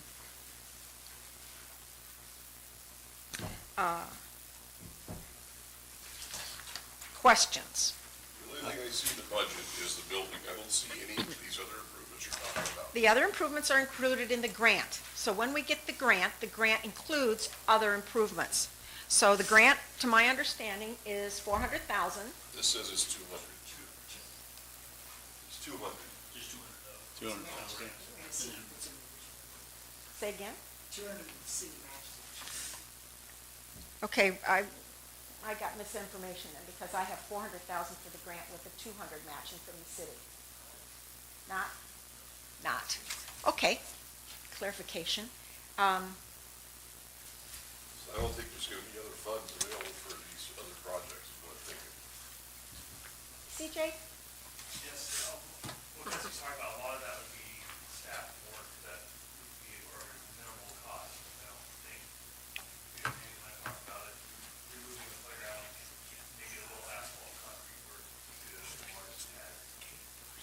The bathroom facility, the last bid we got was $383. So if we got the, the full grant, the full match, whatever the council approved, if we went with the 2-bathroom route versus the 4, that's your discretion. The grant would be a dollar for dollar match. So it would be, the 2-bathroom was $290, was in the under $90,000 to add 2 bathrooms. A little bit of extra in there would be upgrade the power to the pads and a little concrete work, asphalt work to the large location. But a lot of that would be done in-house. So how much is the 2-bathroom one total? $290. All in? Yeah, that was what Josh gave me from the supplier, the company that we're looking at getting these from. That was installed, all the rough end work, the prefab building that comes in. The number you and I got. Yeah, 389 was for 4, talking 2, 300 was 2. for 2, yeah. I know someone over here last year asked about 2 versus 4. One of you, I don't remember which one. Yeah, And that is possible. And I really think that the 2, because the majority of campers are going to be there, going to be hookups. I've got a camper, rarely ever use a shower house. I think it's mainly the tent campers, as I discussed with Phil and with David and CJ. I really think that it'd be hard pressed to have all 4 of them used at any given time. I think 2 would be more than sufficient. Yeah. What does Riverland or Cottonwood, they're all in their own, but Riverland, do they have a little public restroom type thing? No? I was just at Wilson Island over the weekends, and there's 40 some odd pads there, and 1 shower house, and I think it's yet a 2-person shower house. And there's another satellite bathroom in the one area, but hardly any activity that I had seen going in and out of there. I think we had. How many people? Ma'am, you have to come forward, sorry. Oh, sorry, thank you. Thank you. Thank you. Krenda Rodas, 1151 Westridge, RODIS. Thank I was just curious, what is the difference in tornado situation between the 2 and 4 bathrooms? Because I think that would be important. Good question, thank you. Do we know? What the square footage is total? I do not know offhand. The only difference would be The size. capacity. That's it. The capacity to take That's it. campers in? Yeah, the structure is essentially the same as a concrete structure. that Okay. would fall through. If anybody's been to Salt Lake, they put one in there a few years ago, very similar. Could the RVers, would it hold everybody standing? I would think so. I don't know the exact. Square footage, there's nothing on there? I don't see any square footage on the drawing, no. It just says approximate, drawing for reference only. Yeah, that would be the only, And the showers are separate from the bathrooms, correct? So if somebody needs to use the restroom, yeah, if you had they a, don't have to wait for somebody to get out of the shower, correct? No, They're separate. No. They're No. all together. The 4 units, basically you walk into one of the units, it's a toilet facility, sink, Okay. and a shower, all in one kind of room. And then there's 4 of those. Two. Well, yeah, there's as many bathrooms.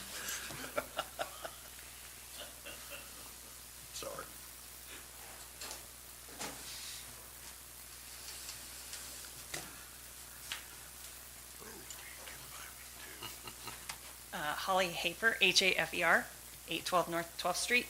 Fun fact. So when we have storms and stuff, we do have people, residents of the city that use the shower houses. So sometimes people will put $2, $5 in an envelope just to pay for the showers. But we do have current residents here when when there's no power or anything, they do use the showers as well. Not a whole lot of people, but they do it, so. Good point. Thank you. Thank you.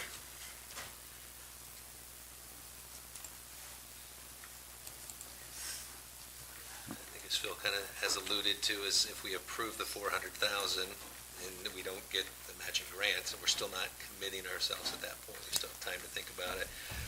Review other offers or other options.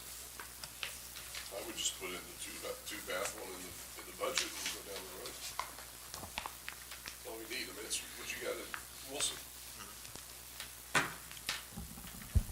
Yes, sir. Paul Buckingham, Buckingham, 1217 Fairview Drive, Blair. I actually have a sheet. I don't know if you want it. It's talking about you can stick build an 800 to 1,200 square foot shower building for $400,000. And you're going to get stone finishes. You're going to get digital AC and heat. You're paying, if you're going to bring something on site, you're paying for the moving of that building, which is extraordinary. I mean, in construction, we build small buildings like that up to 10-story buildings, and the idea that you'd spend $400 on a shower, I agree with all of the numbers and the people that have questioned that. That's nuts, as far as I'm concerned, as far as the number goes. Yes, I agree with you, Mayor, that the city needs to look good because it looks like a dump right now, plain and simple. Could you fix that to make it look a lot better for $100,000? Absolutely. You can get rid, you can put things in that building to help the mold, help the humidity stay out of it. It's a block building that can probably easily be saved.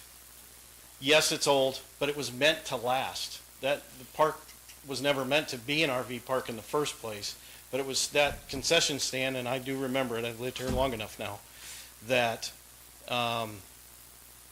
things like that need to be more looked at, in my opinion, than putting really it was called, when I did some research on this, it's basically a Taj Mahal for $400,000 for a bathroom. And I'm sorry, you and I talked through an email, and by the way, I do appreciate everybody that did get back to me via email, because I did email everybody.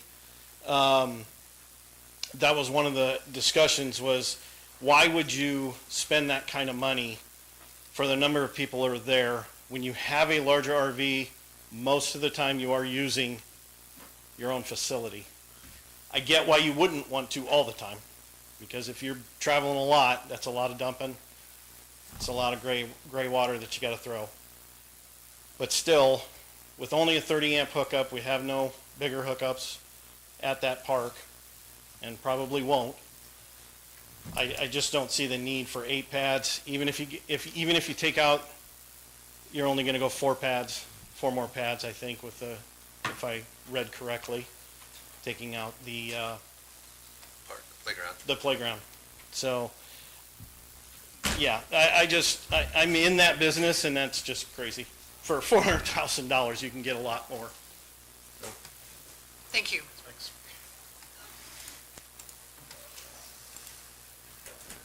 Other discussion? Oh, public.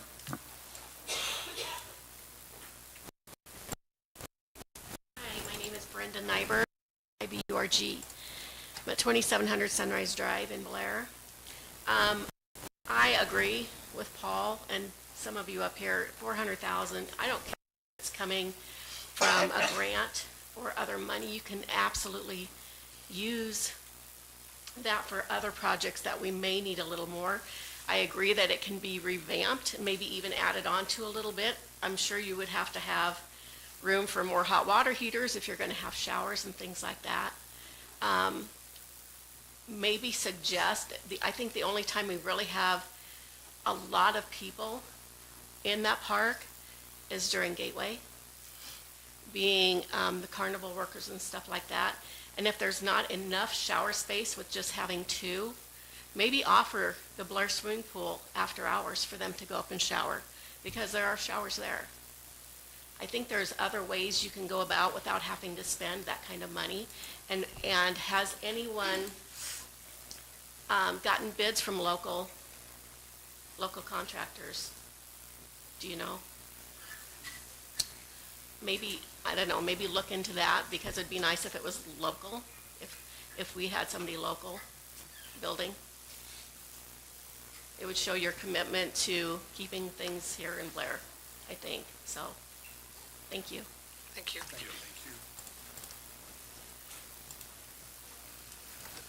I'm assuming that the grant isn't tied in any way, shape, or form to a specific manufacturer that we're going through. If we build it and it is built locally on site rather than brought in, and it's less expensive, that's something that would still qualify for the grant. There's no stipulations in regards to that. I mean, I think we all know that we need it either improved or replaced, but would like to see some other options, as the public has mentioned, as well as I think council feels. So, Could something like melanite on the walls and better ventilation and that type of stuff help? I mean, I wanted to say something, but I can't say it in public, but you can't make ice cream out of whatever. You can be in the budget, but we still have to approve it as a city council, so all we're doing tonight is approving the money. Amount. That's it. We're not ever. 300 or is it 400? Anything else but that. Well, and we don't have to spend it, as Correct. Phil has mentioned, it's not something that we have to spend, but I agree that the 400 seems ungodly, but It doesn't have to be 400. I mean, we could lower it to 300. I would hate to short us. I mean, obviously, if we can do it local, that's wonderful, but it's still going to have to be planned and designed and approved. I mean, we can't just have somebody go over there and say, I'm going to bid this out. Well, We have to have plans. Thank you. In this type of building, it has to be stormproof, right? That's extra cost. Correct, correct. So, I say we budget $280,000 and see if we get the grant and see how we go forward. 290 or 300? going even 3. I like the 3. We don't have to spend it, Councilman. 300. Gee, thank you. Okay, all right. Do we have to vote on that? Yes, I mean. To amend Yeah. the preliminary budget? Okay. So moved. Second. We have a motion and a second to amend the preliminary budget. Do you need to give a line item? Do you need a number? We do this for every anything? change? It's basically on the expense side, so. Is this the only change that's gonna be? Right, do we do this for every change though? So no. Well, that's what I was gonna say. Do we have any other changes? But to lump them all together would not be appropriate, so you Right. have to Okay. do them one time anyway. So did you have, so it's just on that part, who made the second? I'm sorry. I did. Okay, we'll just go to the board again? Yeah. Is this for the 300,000? 300 Yes. stuff, with the stipulation that would be matching funds from the grants. Well, as of right now, we would just leave the grant revenue expectation the same. Okay. So it's in the park budget, line item 01-014-5502 for the bathroom, changing from 400,000 to 300,000. Correct. All right. And that would be the maximum cost then that we could do for a shelter. Okay, do you wanna go to the board? Yeah. Yep. Councilmembers present voting aye, Carlson, Long, Wolf, Clark, Fletcher, and Highfield. Councilmember Willis voting no. Motion passes. All right. What else? Was there other discussion for preliminary budget?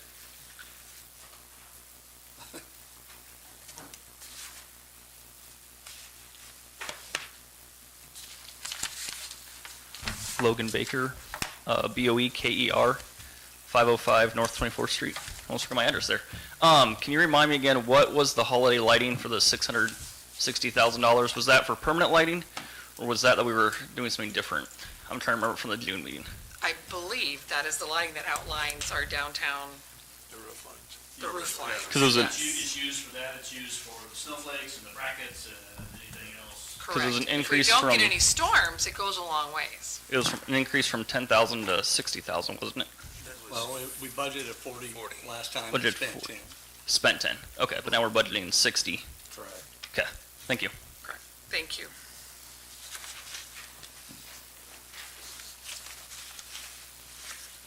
Jennifer Reslick, REYZLIK, 141 East Baronage Drive in Blair. To go along with the holiday lighting, $60,000 for holiday lights that change color with the tap of a screen for holiday local events or Blair school colors. While I enjoy the red, white, and blue for 4th of July atop the buildings, I think we really need to evaluate on this budget wants versus needs. This seems like a want. We already have some wonderful lights that atop all the buildings right now. I think that's fine, so I don't see the 60,000 increase being necessary. Again, wants versus needs. Roads fund, preservation of the brick streets has completely been ignored the past couple years. Last year's budget was $2 for our brick streets. Proposed budget is now $0. Are we going to take care of what we have, or is the plan just to pave over everything going in the future? I guess I would ask that you include some money to restore and save our brick streets. Don't let our historic brick streets deteriorate like our historic downtown Main Street. The police department fund. The police are requesting many expensive items solely through our city budget. One of those happens to be the 2 new patrol officers. I know the patrol officers are needed for safety, but I'm also looking at other avenues to be able to fund those. Has the city or the Blair PD applied for grants such as COPS? COPS stands for Community-Oriented Policing Services. They offer award programs designed to provide funding directly to law enforcement agencies to hire and/or rehire additional career law enforcement officers in an effort to increase policing capacity as well as fund training. Other communities in Nebraska, such as Bennington, Dixon County, Douglas County, and Winnebago Tribe, have applied and were awarded. Has the Blair applied for the COPS grant or something like this, or are we just going to continue to rely solely on the general fund? It's just another option to look for how to pay for public safety going forward. And lastly, under the sales tax fund, while there is no dollars associated with it, I do see it as a line item, fire department addition. I questioned this in March and April at the Planning Commission and again at the city council meetings.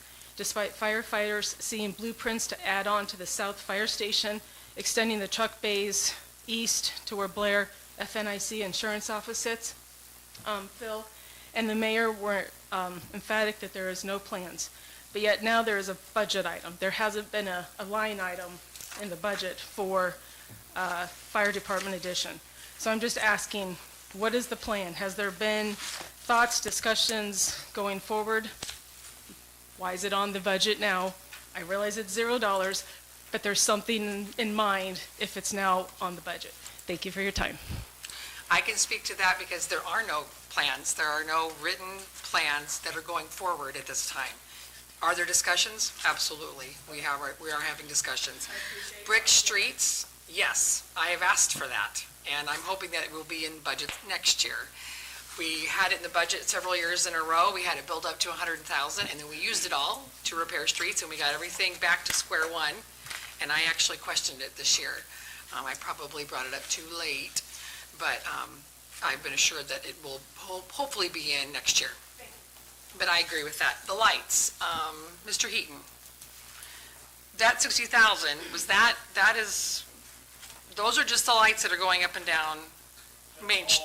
Yeah, that encompasses all the lights on the rooftops on City Hall, Right, that's not new lighting that would be installed. So every year we get a bid from Dix or Fremont Electric to come in and replace bulbs, fix broken wires, remove the tabs, or as you mentioned, we get a big storm. Right. And they get all wiped out. I think 2 years ago it was. All of it, considerable amount. right. So that's just to continue the white lights on Main Street, that's not to upgrade to the color like we have in City Hall now?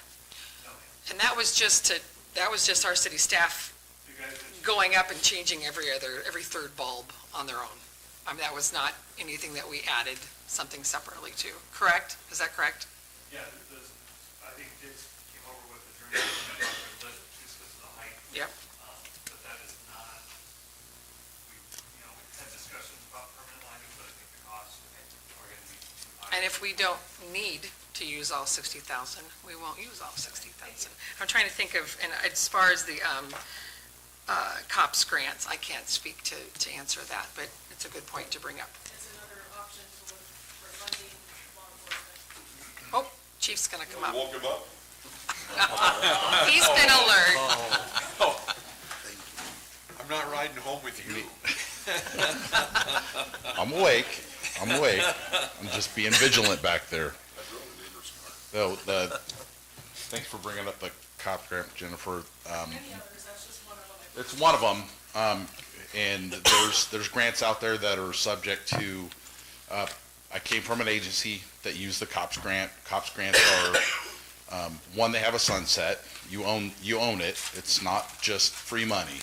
There's attachments to it, and it's, you buy one, they buy one. You buy one that you just don't, if you need 5 cops, you just don't get 5 cops. You can't put in a grant for 5 cops. So there's a lot more to it. It's, when you go to the website, the COPS website, it looks really appealing to especially chiefs of police, like, oh my gosh, like, but once you start understanding the nuts and bolts of it, it's not as, I guess, I don't want to say as simple as she made it sound, that it's just out there. There's grant money out there for different things. There's grant money for, I'm looking at, for our ballistic vest replacement. There's federal DOJ grant money for that. So, since being here the last 15 months, there's a number of things that I'm looking at for different things. But the COPS grant, yes, there is the COPS grant, but again, you own it after the sunset's done, so. Okay, But it thank does you. help, yeah, thanks. Thank you, Chief. Other comments from the public?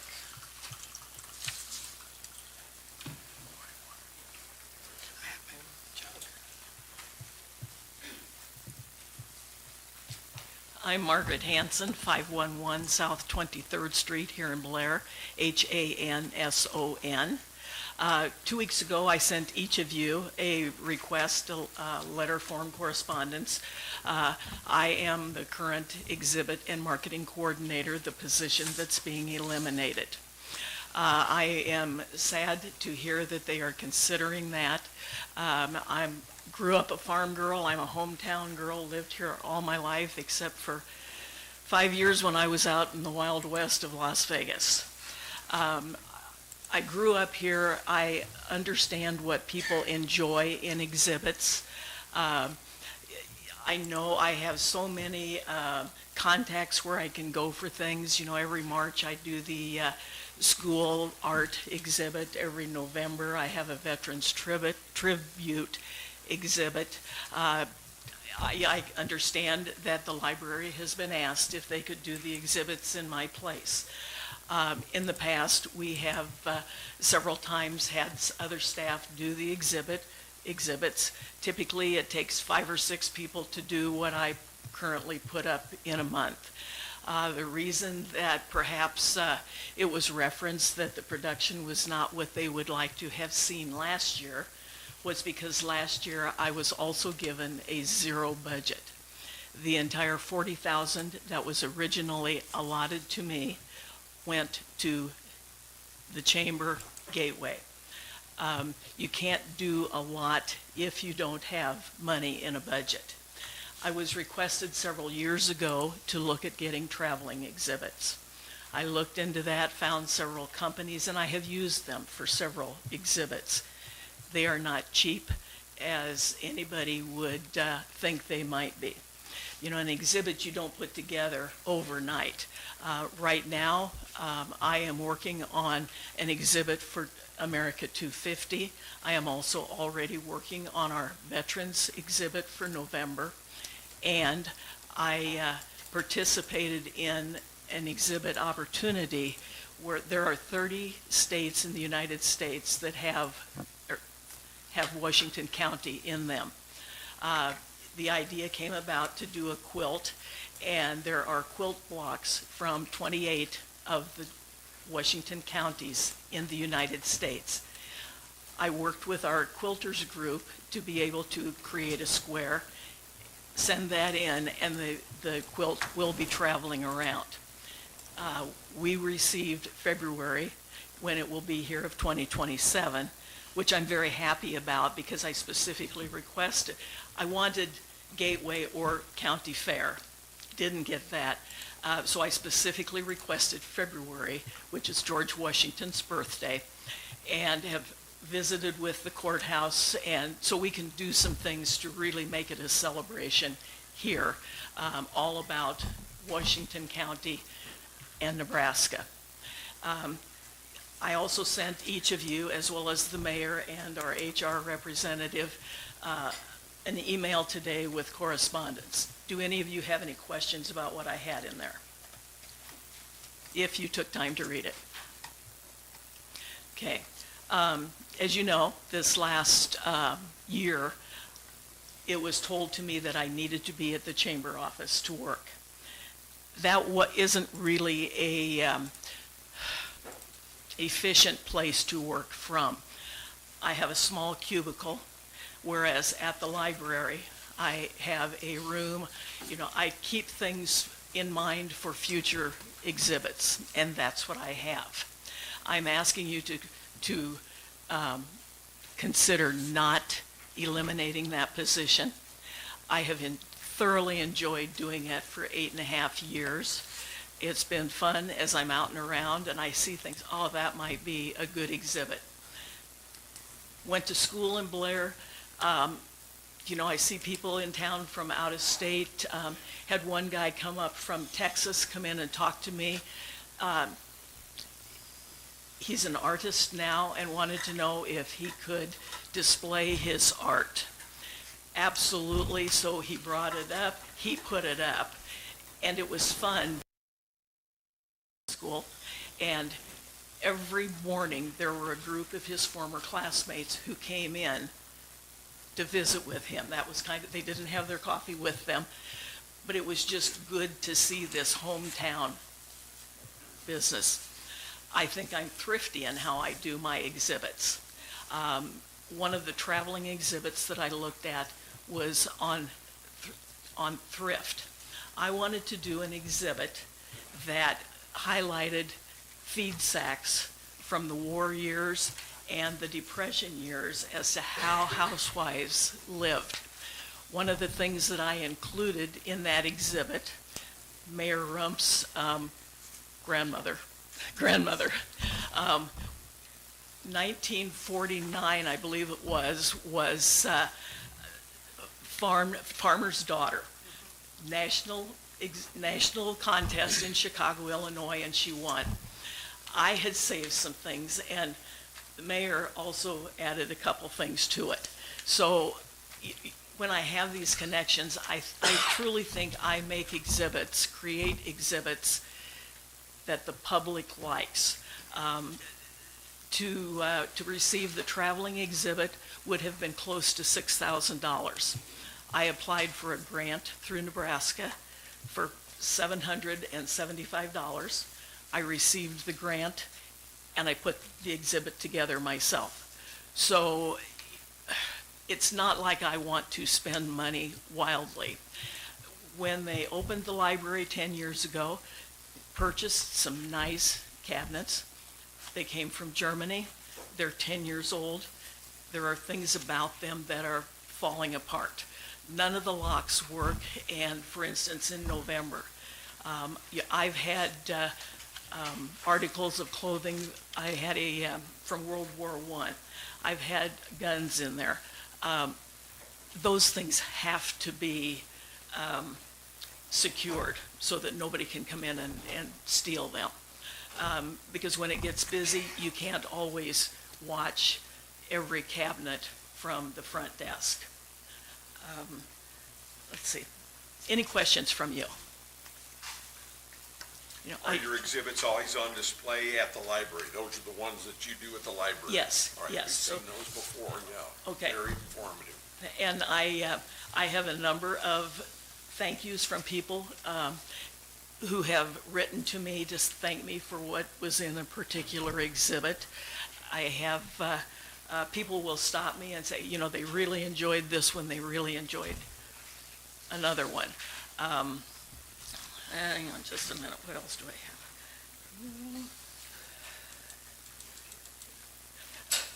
For next year, I had asked for my budget, what I had asked for was around $50,000. This was to replace several cabinets. This was to get some additional supplies.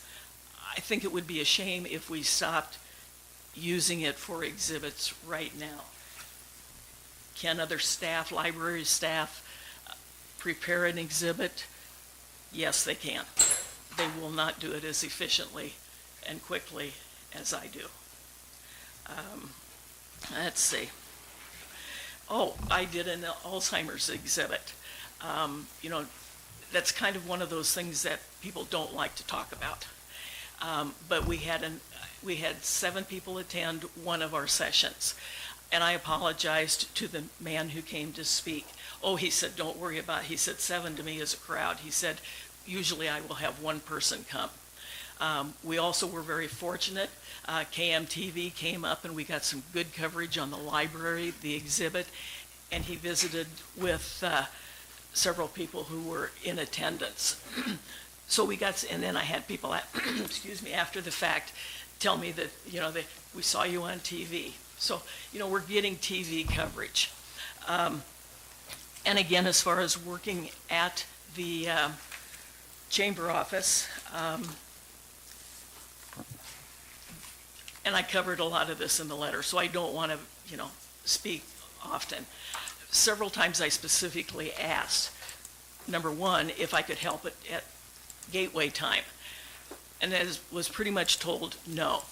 I was hoping to do some other things with them. Ideas were not welcome. So I don't understand that one person tells me that's what I was supposed to be doing when the recipient didn't want the help. The activities that have come out of the chamber, I think in the last few years, have been pretty consistent. We have Gateway, we have Tannenbaum. I'm looking for some new things to bring to Blair. I have started researching and working with various people to have the brand Bicycle Ride Across Nebraska come to Blair so that as they end at Blair, we can have a celebration here. Another thing I would like to do is, and I've visited with the extension office, I would like to have a backyard farmer have an episode out of Blair. I contacted last year and tried, but Mike Yanni's new park out in Kearney beat me out. So I'm hoping this year that, or next year that, but I have been in discussion with Kim Todd and Ian Peterson over in Dodge County about having, so I'm looking for things. I have a vision for that position. And I've been working on it over the years. I want to continue that vision, and I would like to remain in that position. Thank you for your time. I am open to visiting with you anytime, but I would like to stay. I would like the position continue. So thank you for your time. Thanks, Mark. Thanks, Mark. Other comments from public? No, you're fine. There's 2 small ones. Again, sorry, Paul Buckingham, B-U-C-K-I-N-G-H-A-M, 1217 Fairview Drive. One of you have two items in your budget that you haven't even approved yet because they were put after the budget on the agenda. So that doesn't quite make sense to me. It's the increase for Gateway to the West and Chamber. The increase in Gateway funds. Development. It's Gateway Development, excuse me, sorry. That's because Misspoke. we have to do an agreement with them, so that's. I understand that, but you're still putting that in your budget before you even agreed to give them that money. So it doesn't make sense to me. The other one that I couldn't understand, it's not a lot of money in the end, but this to me goes to how deep, how much farther should we go? The AEDs. You're spending $1,400 a year checking AEDs for the city. That makes no sense. I'm a safety director as well in my position in the construction industry. AEDs don't take that much to do. So kind of wondering why it's costing that kind of money. Anybody know? Yeah, the AD program, so it's with, Come all the way up, sorry. you're good. So AD programs through Cintas, the $1,400 is full service, so if a battery goes out, they replace the battery for free. If the AD goes out, they replace the AD for free. They come out and they do monthly tests, provide electronic logs. So if an AED fails, we can say it was tested, you can show it was tested on this date. So it's a leasing program that continuously gets us new AEDs. So if we go in and the AED in City Hall goes down, we get a brand new one tomorrow. So it's a leasing program for the AEDs that are now citywide. Okay, so as somebody that was in the car business for 17 years, I can tell you a lease is a fleece. And that's exactly what's happening here. An AED does not cost you more than $1,400, and the batteries don't have to be replaced anywhere between 2 and 5 years. This is all stuff that's there, and checking them is literally 30 seconds. It does not take, my 9-year-old granddaughter could do it. And that's the truth. I mean, just, it's spending money that doesn't need to be spent on a consistent basis. Yes, they have to be replaced at some point in time. They're not all going to go at once. And getting another one is literally overnight. So that's just another. Jake, how many AEDs do we have? We went from 11 AEDs citywide to, I believe it's 24. So we increased our AED capacity over this last year. And again, so AED pads expire about every year or two, depending on the manufacturer. So the pads themselves cost a couple $100. Batteries, it's hit and miss with them. Some of them are out in the elements, like we got them up at the swimming pool and everything. So there's different variances to it. But again, leasing program provides all the AEDs brand new. And if we have any issues, they fix it on the spot. It doesn't require us to go out and buy it or do replacement parts. Thank you. Thanks. Thank you. Other comments from the public?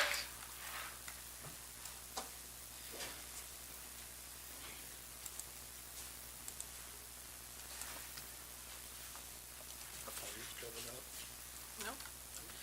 Council, do you have any other questions? I have a question for either CJ or James. The full-time position is going to go from part-time to full-time. What is that person going to do?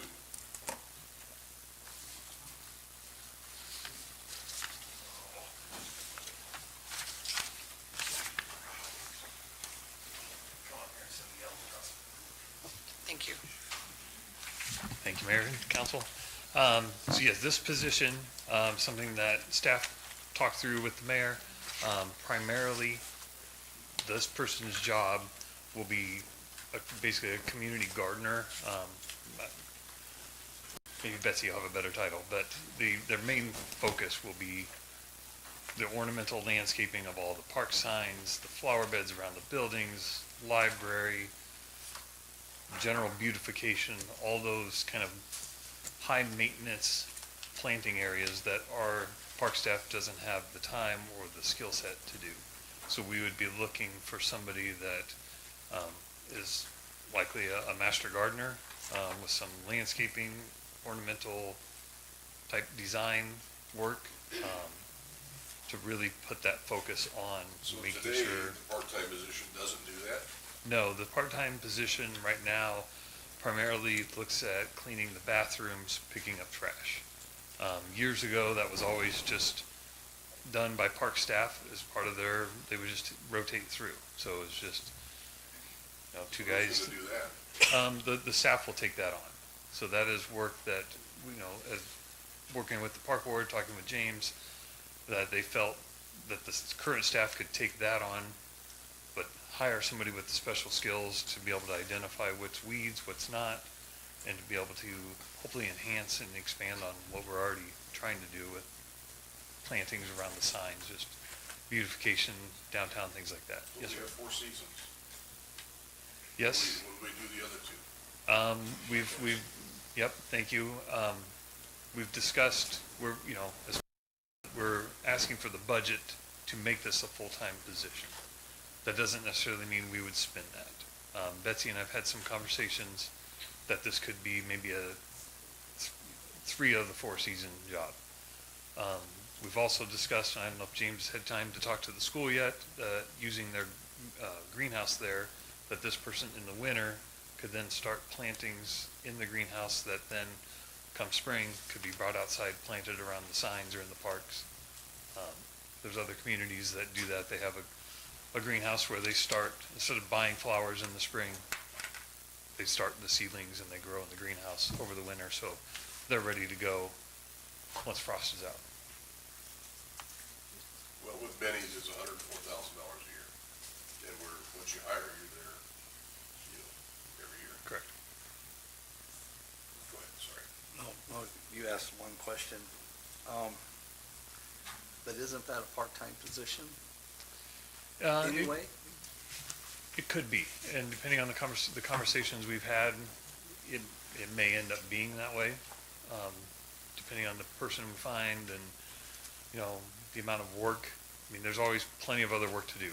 So their main focus may be those things, but if that, the council then approves the job description, the full job as budgeted, we wouldn't, if they're gonna be here on the clock, they're gonna have something to do. There's plenty of things that, if they've pulled all the weeds in town, if they ever get to that point, James will find something for them to do.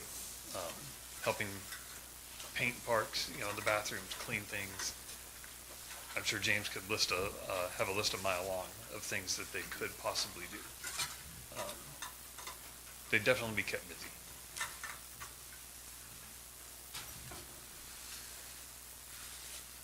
It just seems excessive to me.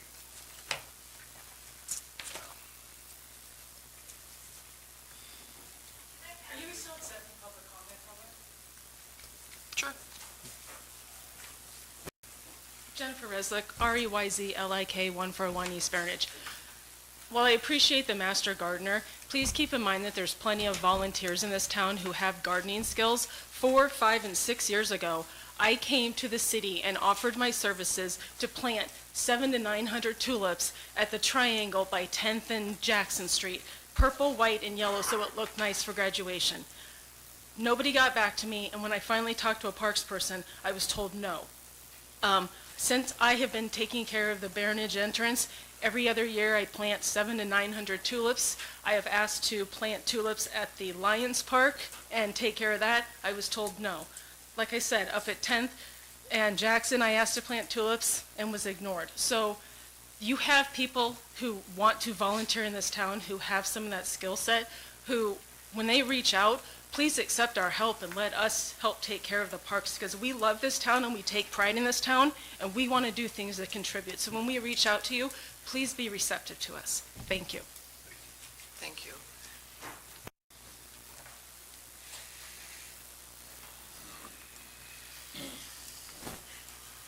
Betsy Anderson, ANDERSON, 1235 Pinewood Drive. So, the gardener. It can appear that a gardener is off. Now, what I will say is, I have been maintaining Washington Street. Just to weed and clean up the beds, it takes me 6 hours. Now, for me, I love gardening. It's a joy to me. I don't mind doing it. It helps to beautify our community. we have to realize that if we want to sell our community, it has to have an appearance of being and beautiful. And the concrete that we have downtown and the traffic that we have downtown deters from that. By planting the flower beds, it begins to soften. It's nowhere near what it could be if we compare ourselves to Ashland. However, we can begin to do that. All of the entrances to Blair could have color and have flowers appropriate for the season. It takes somebody to plant them and maintain them and weed them. Our staff in the park department is very good with weed eaters and chemicals. They're not good with weeding. So is this a position that might seem a bit extreme for the budget when we're looking at every penny? Absolutely. Is it something that we could fit into the park department over a period of time where that person could do multiple jobs? Yes, it could happen. If not this year, next year, it's something that we could enhance our community by beautifying it. And it would be a nice addition. So I want to encourage it for what it's worth. I understand that you have constrictions with your financing. It's not an easy task for you, and I appreciate your consideration. Thank you.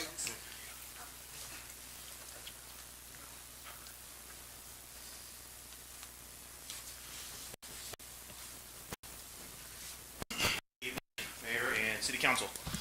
Ben Gould, HR Manager for the City of Blair. I just wanted to stand up here as HR force and share that, like we've done recent years, any new position that the city approves of, we would come before you with the job description. So it would list the duties, some more responsibilities, the education, the experience, along with what that pay range would be on our pay scale.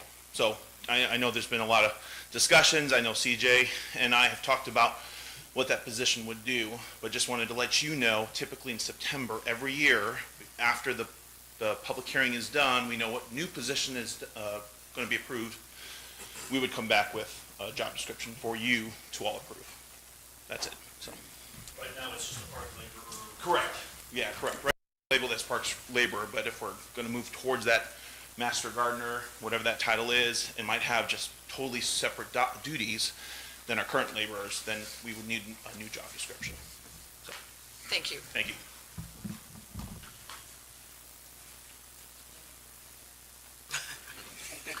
Other comments from the public? Council discussion?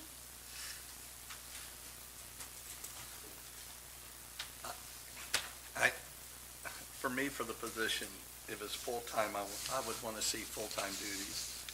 I mean, that's, I mean, So, common sense, right? I mean, so leave it in the budget, but then I'm not a saying job that yet. description, you're not there yet? Okay, No, well, I mean, I'd give it a try. I mean, I'm concerned with it. sure. I really would want to see that that's a full-time job.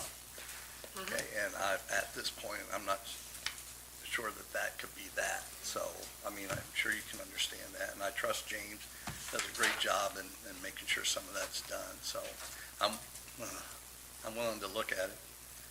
Okay, with some reservation. Thank you. It's getting late. It is. Appreciate you. Yeah, and I might add just a little bit of conversation that led us up to today. Obviously, what you all choose to do going forward, is unclear. We approach this ultimately as a parks laborer full-time position. The questions kept coming up about exactly where their duties would be, what they would be working on. I've stressed to them that the way it is right now, they may have a concentration, but ultimately it's a parks laborer position and would be doing that potentially year-round as they're not doing some of these other things. So, we approached it that way initially. I'm fully with you, and as Ben was kind of trying to reiterate, if they're wanting to fine-tune it or hone it down to something else, it could end up being part-time even, and therefore would be less money, even though you've budgeted for a full-time position. That's yet to be determined, I think, by those who were kind of working on it. But it's in the budget right now as a full-time position with duties that would be you're exactly like one of the other parks laborers, although you may have a concentration on taking care of these tasks first. And of course, I'm one voice. So, but I didn't want to leave the impression that it was going to be a part-time work, but we're paying you full-time. That's obviously not what we're going to do. Well, like I said, I'm just one person, so I don't know what the thoughts are. It just seems excessive to me for $104,000 added, and that's every year. We don't know what we want to do. Yeah, where do you get 104? 51, it's a year. I was gonna say. Plus Benji's. Oh, yeah. Benefits are gonna be over 50,000. For a full-time employee, our benefits will be calculated if they come on and they take the highest cost of all the benefits, it's up to $32,000 for a full-time employee. That's everything, dental, vision, long-term. 83. Yeah, that's close. They're just doing budgets like Phil.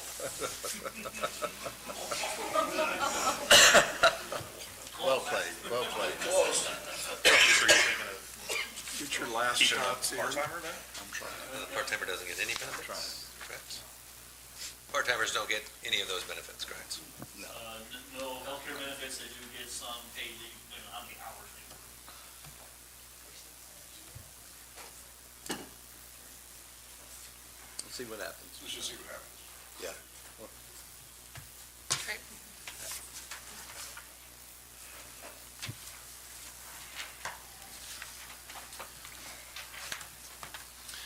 Sean Cooper, COOPER, 2300 College Drive.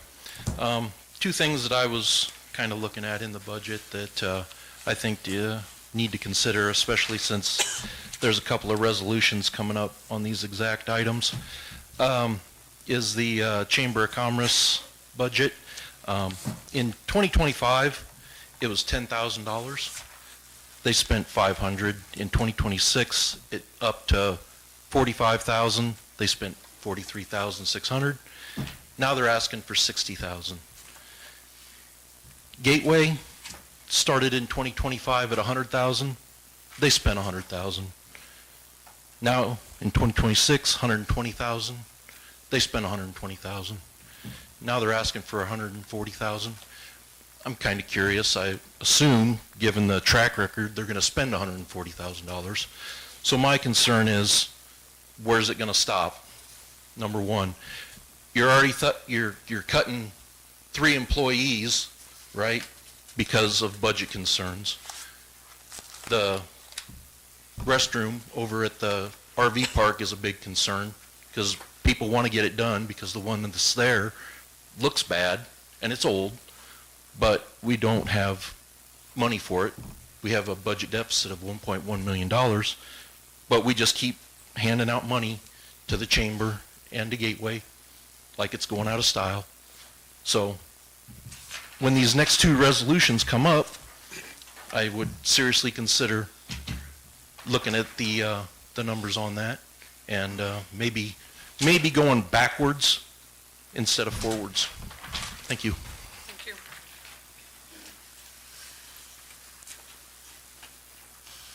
Other comments? Other discussion with the council? Make a motion to approve the preliminary budget for the year 2026-27 and authorize the publication of the budget hearing on September 8th, 2026. That would be the budget as amended. As amended, yeah. Second. We have a motion and a second to approve the preliminary budget for fiscal year 26 and 27 as amended. Please register your vote.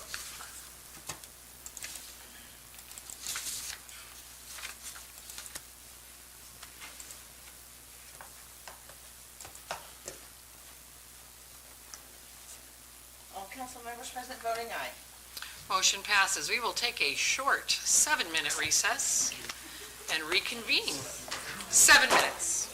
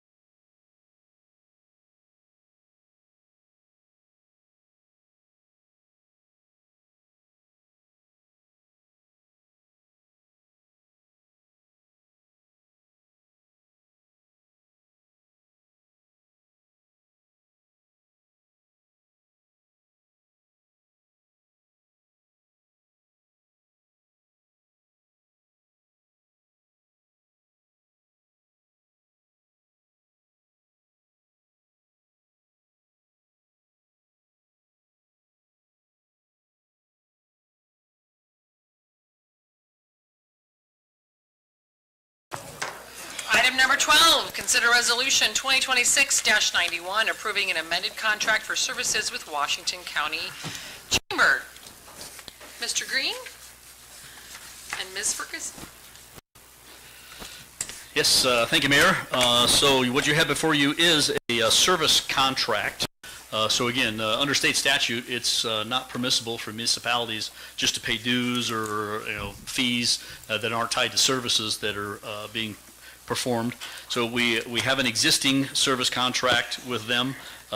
When they came last year, at that point in time, they requested funding that was beyond what we had written last year. I think for some justifiable reasons, and they'll get into that a little bit more coming up. What you have before you then is an amendment. They kind of told us last year that they were going to come back and ask for some additional funds. The agreement that you had before you last council meeting has been modified to this format. One of the things that was in it before, and rightfully some concerns were brought up, was the annual increase that was specified there. Keep in mind, a lot of our service contracts that we've had have had no annual increases in them whatsoever. And from an administrative standpoint, that just creates an unusual situation where, number one, year after year, you're not keeping up with just the cost of inflation, other challenges, but then it also causes these spikes that occur every once in a while. But again, 4% was very much on the healthy side. So this has been modified back down to 1.5%. Probably better for the service provider to come back and ask for additional support sometime in the future, and then maybe have an agreement that would provide, a larger growth amount that might look like it would just get lucrative over time. We also added a phrase then in the compensation area that just specifies further changes in compensation then shall be negotiated according to Section 2. Same thing's going to be in the gateway contract, where there's already a section in there that talks about amending the agreement. Okay, fine. If you want to amend the agreement sometime in the future, go ahead and do that. We did set this up as a 2-year agreement as well. Previously, it was a 1-year. We specified and extended out the time period to 180 years, or 180 days, sorry. 180 years, there you go. 180 days, and specified it as a fiscal year. Again, always helps on the budgeting side, kind of the planning side. So basically 6 months, sorry. It's been a long day. 6 months into it, they need to be specifying if they're interested in renewing the contract for the upcoming year. Otherwise, it extends out. And then we made some changes to some of the miscellaneous expenses. And I know last time it maybe appeared that with the cost increase from 40 to 60 was just compensation for doing these small administrative things, such as taking care of the marketing materials and other miscellaneous expenses. I guess the best way for me to really stress this is, at least from my standpoint and the experiences I've had in some other places as well, is that you're really contracting for services and trying to pay these organizations enough so that they have the resources available to hire really good executive directors. And you can expect then a lot from those executive directors. These positions are critical for cities to be able to interface with and have those kinds of activities being taken care of. And so, I'll allow them to come up and kind of talk about how they're going to be using these funds and some of the justifications for them. But from a municipal standpoint, it really is about having good executive directors that we know can run an organization well, that works well with us, interfaces well with us. That has not always been the case in the past. So, any questions for me before I turn it over to Nikki? We do have a good executive director of the chamber. I would agree with that. Does a great job. But this money from Blair is not going to pay her more to have a good one, right? I mean, this doesn't go towards wages. Well, it can. It goes to the chamber, and then they use those funds how they choose to use those. Yeah. I didn't think it went wage-wise. I thought. It's all. I mean, once we give it to them as an organization, it's up to them and their budget that they've worked out on how those funds are going to be used. Do any other municipalities in Washington County, being it's now the Washington County Chamber, do any other municipalities make any payments to the chamber? Yeah, and I'll allow them to express or talk about that. If they want to change it to the Blair Chamber of Commerce, I'd be very excited. So.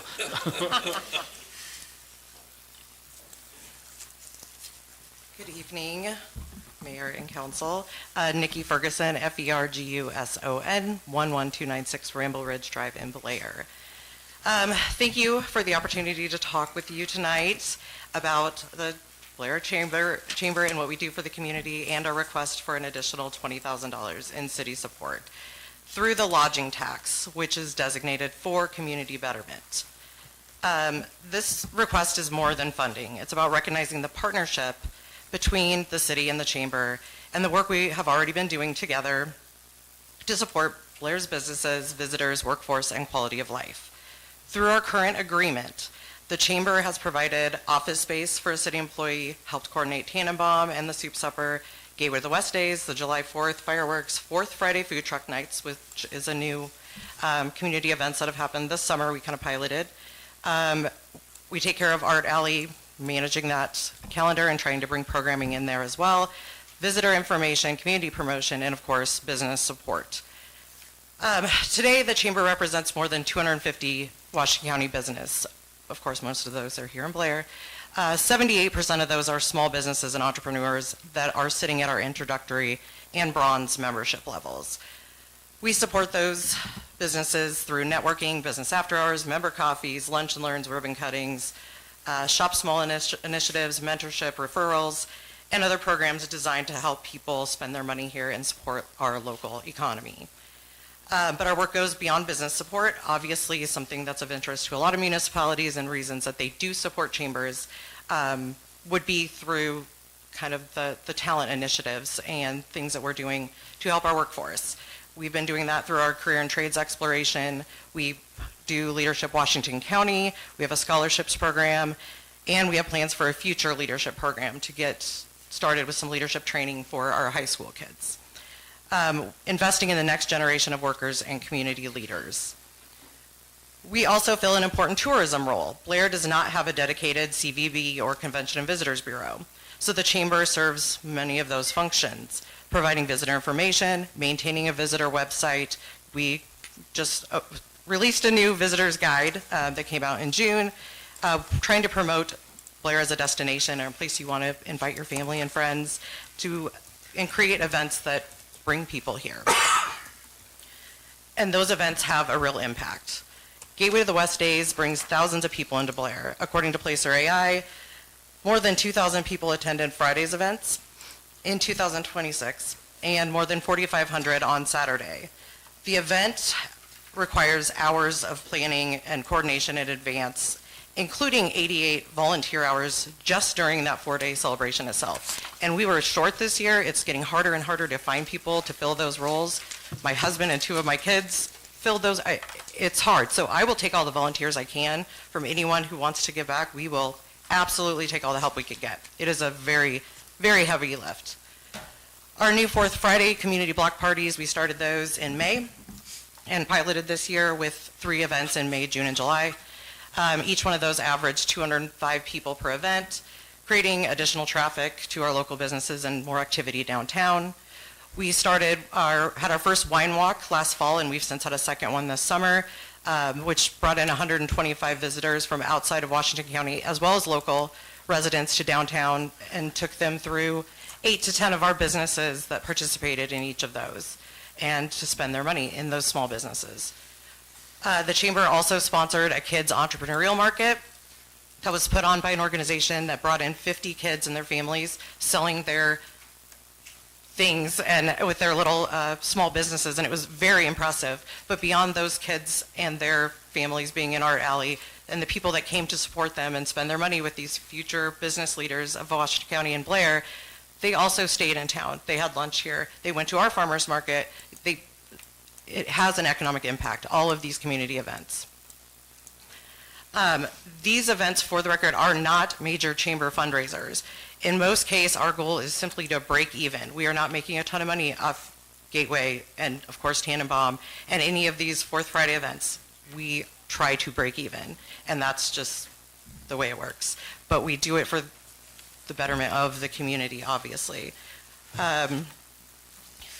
The financial reality behind what we're doing, if anyone wants to sit down, again, I have a board of directors that goes over my financials every single month and validates where I'm spending my money. That said, if anyone wants a closer look or wants to talk to me one-on-one, I would be happy to do so and give you more detailed information. Just from our membership, we generate $130,000 in revenue from those 250 chamber members that I mentioned earlier. Our basic operating expenses for just payroll, contracts, the utilities, memberships, that kind of thing for us is $135,000 a year. And obviously that's going up as costs go up as well. That's before any events and programming. So obviously we're having to get very creative to pull off our events and just make things happen that need to happen for our community and our members.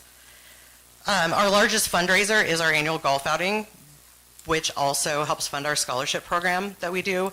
So again, we're continually looking for ways to make it work. That's where your investment, or the city's investment, or contract, I should say, becomes important. The city collected approximately $150,000 in lodging tax as of last fiscal year, September 30th, 2025. That lodging tax is designated for community betterment. The chamber received $40,000 in 2026, or about 26% of that amount. A common range throughout the country that is allocated for lodging tax revenue by cities to chambers and CVBs is between 35 and 75%. So at 26%, we're well below. Our request for $60,000 in 2027 would represent approximately 40% of that same lodging tax revenue. Other communities use lodging tax to support chambers, CVBs, community development organizations because of the economic activity those organizations generate and the return on investment. For example, cities with similar population, Creston, Iowa allocates $25,000 to their chamber. That is just for chamber work and supporting their businesses and things they're doing. Alliance, Nebraska provides $21,000 to their chamber, but they also have a Visit Alliance Convention and Visitors Bureau, which they fund over $100,000. So this is not we're not over the top with, the ask and what we're doing for the community. We don't have a Convention and Visitors Bureau here or a CDC. The chamber is increasingly and has increasingly filled the role of those organizations. There are alternatives. If the chamber we didn't have this contract, and the city wasn't able to partner with us to assist with these more and more. For outsourcing a single event like Tannenbaum, a one-day Christmas holiday celebration, if you were to contract this with an outside event producer from out of our area, of course, that cost estimate is estimated at $10,000 to $25,000, and that's for a single-day event. So a 4-day event like Gateway, do the math. It's much more cost-effective with our contract. Or hiring additional staff through you guys, or like the City of Fremont does for John C. Fremont Days. They have a separate nonprofit volunteer board that fundraises and puts on John C. Fremont Days. I do know their budget is roughly $160,000 to put that on. Instead, we're accomplishing this work through a local organization, through dedicated staff and volunteers and board that care about this community. And we also couldn't do it without the partnerships that we have and the other nonprofit organizations here in town that help us put that event on.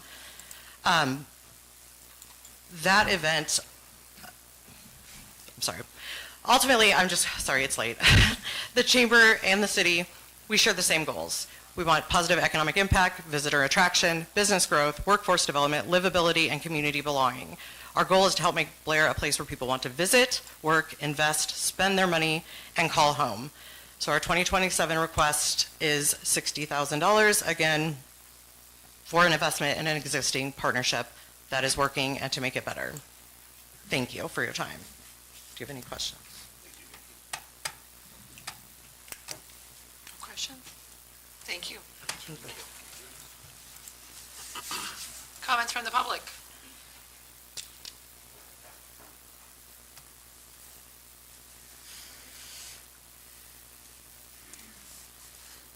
Good evening. It's very late. I'll just say that.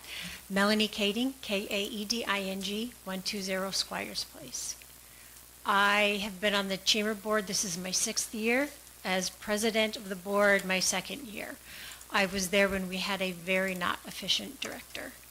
It was not a good situation. I will just say that. I had the pleasure, along with the other board members, to run the chamber last year for part of it before we hired Nikki, and we did Gateway, and it was a lot of work. This money enables us to help pay for all the expenses for a lot of those things and to give Nikki the amount of money she deserves, the salary that we need to give her to keep her here, and to run the chamber the way it should be run. I'm sure you all remember our previous director did not do the things that Nikki's done in the amount of time she's been here, the entire time he was here. So we would appreciate the extra money to help us afford everything in the chamber, keep all of the things moving forward, Gateway, the golf, Tannenbaum, all of those things. So, thank you. Thank you.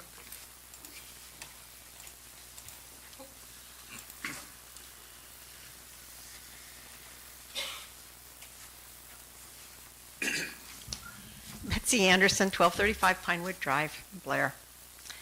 A little history. In 1973, my husband was the very first Chamber of Commerce director here in Blair, Nebraska. And he was hired by Mindy's grandfather, Ken Rhodes. Small world. So my niece, through her business, was on the chamber board for 6 years and was president for 1 year.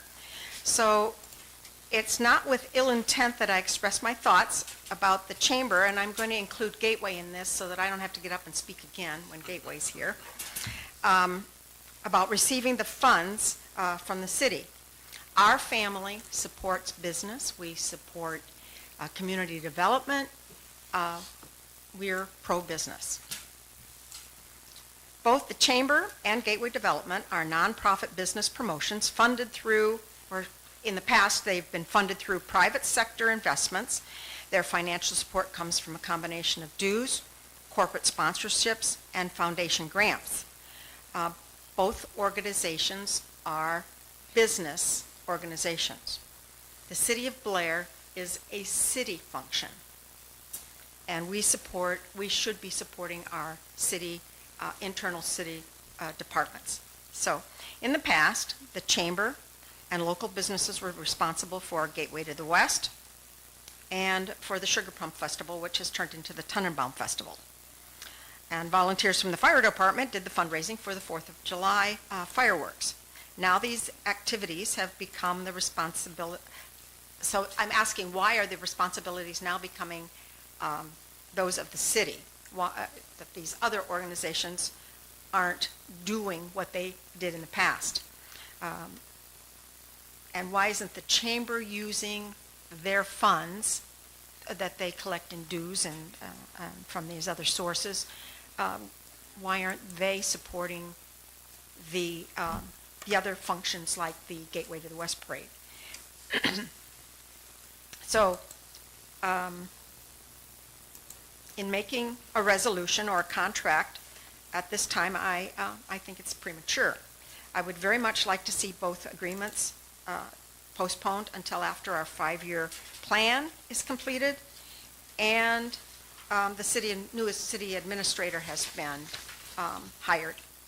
I find $60,000 for the chamber and the $140,000 for Gateway Development to be excessive compensation, especially when we're talking here about the park department not getting some of the funds that we're asking for the betterment of our park department. Every year, the city struggles to meet their budget needs in the various departments. I speak both as a concerned citizen and a supporter of one of the city departments. City tax dollars should be allocated to internal city operations, and it should not be the responsibility of the taxpayers to support the chamber or Gateway activities. I will reiterate that the financial responsibilities belong, I will reiterate that those financial responsibilities belong to the private sector. Thank you. Thank you. I will speak to the volunteerism. I agree, Betsy. It used to be where we had community volunteers fundraise for a lot of those events, but they don't do it anymore. A lot of them are not around anymore, and they don't do it. And so it is really hard to not have those events when the community and our citizenry, dare I say, demand. They want those placemaking events. They want those things for their families, and we just don't have the volunteer corps to do it anymore. The city just can't do it by themselves anymore either. Clerk is very instrumental in getting Tannenbaum up and going, and she's not always going to be here. We always have a city clerk who is not willing to do something, and so when we can partner with an organization like the Chamber to have these events move forward, that's very, very important in my opinion. As far as where the money's come from, it's from city hotel occupation tax, and that is money that isn't necessarily from our citizens. That is from people who have come into town and spent their money, and those things are earmarked very closely to be community development type. Well, it's not, development probably isn't the right word. Tourism related, and it's community betterment. Thank you. That's the word I'm looking for community betterment. So it's not really taking it out of our taxpayers' hands.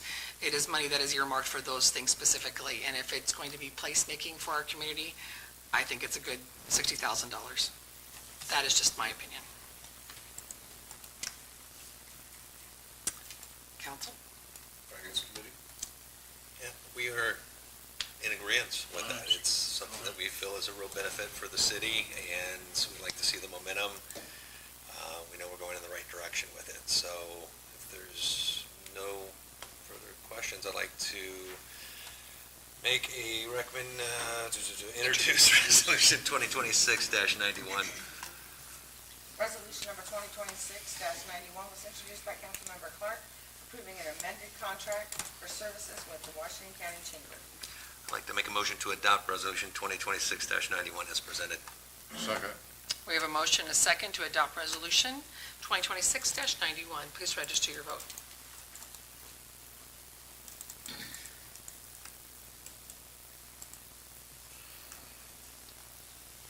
All council members present voting aye. Motion passes. Item number 13, consider Resolution 2026-92, approving an agreement between the City of Blair and Gateway Development Corporation. Mr. Green. Thank you, Mayor. Yes, this next agreement is with the Gateway Development Corporation. The last agreement update that we had with Gateway was in 2011, I believe, like 4 executive directors ago. So it's been quite a while since we've updated this agreement. I will let you know that Mike Rooks is as close to a city employee that's not on our payroll as you could probably get. Mike works tirelessly on behalf of Blair and Washington County on the economic development side, but we meet weekly for probably about 45 minutes talking about the different prospects that he's been presented, different ones that are in the works, how these issues would dovetail with the city of Blair. We've gotten, because of the focus that started way back in 2023 and 24 with the Housing Committee, Mike spends a lot of his time talking about housing development, so we rarely have a developer come to town or meet with someone that Mike's not invited to come and participate, simply because it all deals with job creation and business creation. So I'll turn it over to him to kind of talk a little bit about this particular agreement. Again, it's similar in structure to the one that was presented with the Chamber. 2-year agreement tied to the fiscal years. Again, a 1.5% increase going forward for each of those years. If in the future they feel that that's not sufficient, then they would have to come back and speak with, get an agreement revised with the council at that point in time. Again, I also want to stress that Mike is, in his capacity, is the administrator, and that's in our municipal code. He's the administrator for our LB 840 program. They don't send applications to us as city staff. We don't vet them out early on. We don't make all the phone calls back to them. We don't do the paperwork background. We don't work with the banks to try to detail all those things. Mike does that on our behalf. And we've talked usually along the way about certain applications, certain businesses that are looking at certain things, but it really isn't until that actual LB 840 Advisory Committee meeting that the city staff begins to get involved in some of the details, and then ultimately those might be presented to you. So lots of things that Mike does and that Gateway Development does on our behalf. Plus, a little bit different than the chamber, the agreement, all the way back to the 2011 agreement, calls for 2 council members to actually be board members on Gateway. And so I know 2 of you serve in that capacity, and so that gives this council a unique and very solid voice regarding the decisions that they make. Mike, I'll turn it over to you.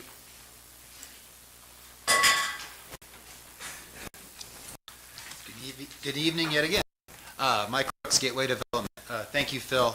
So yes, the contract you have in front of you, it is roughly a 16% increase over last year. People have asked why are we looking at this? Several reasons. First of all, we have 21 active projects right now in my pipeline. Those range anything from small business, as we had up here today for LB 840, to very large corporations as well. At the moment, we are out of property as far as optioning and everything. We need to continue to build out infrastructure and find options and find that next area for business. And that's one of the main reasons for this 16% increase. I have one feasibility study that I'm working on right now that's going to be $160,000. As a nonprofit, public-private partnership, I cannot do that alone. But if we don't do those feasibility studies, we're not going to be able to figure out where our next major manufacturers are going to go. I have housing study that we went out for RFP on, anywhere from $35,000 to $210,000 for a simple housing study. Prices are going up on everything. It's very hard to keep doing what we have in the past. The other piece on this that I will say, just going to list off a couple things here. Dollar Tree, Gateway Plaza, where Jimmy John's, the chiropractor, Scooters, Lighthouse, Tasty, Black Label, Dollar General, the 10th Street expansion with 6 different businesses on there. Gateway helped bring all those in, and those are all property taxes, not anything with TIF or anything. So just on a very quick note, it would be probably $500,000 a year that we bring in alone in property taxes from those. And that's not including other projects that we have that will come back on the property tax roll once TIF is done on some of those. We have also helped out with getting, I know Angie, I believe, still here. She came to me and we spearheaded the art alley. You know, she came to me and we got it running, and it's fantastic.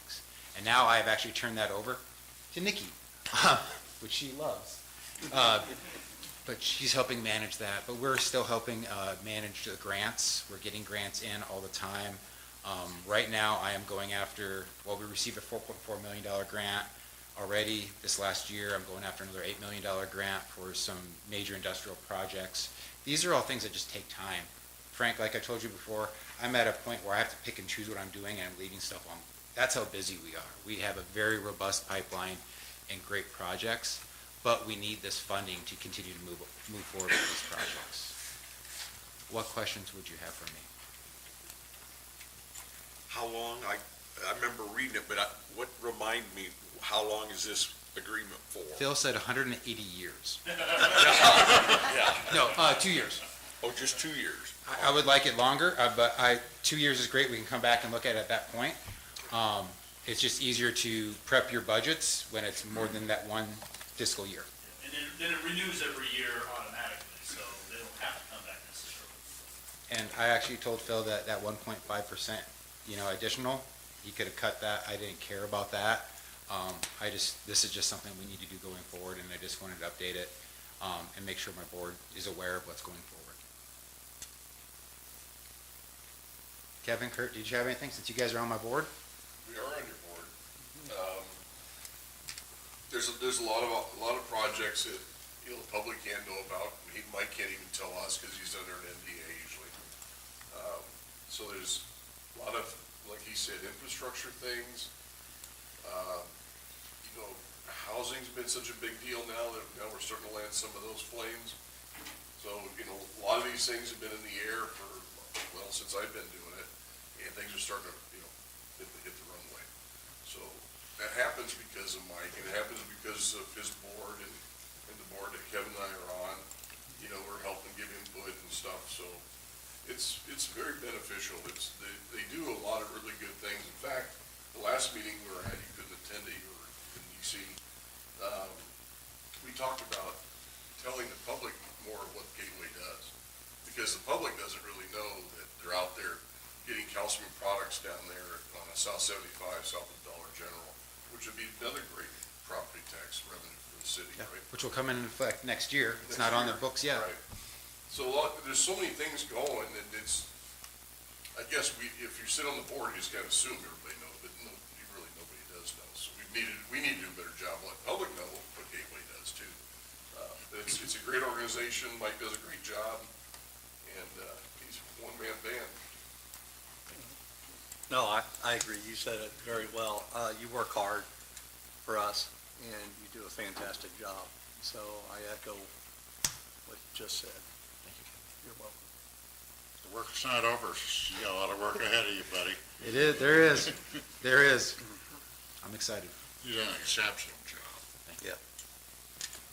Thank you. All right, appreciate it. Any comments from the public?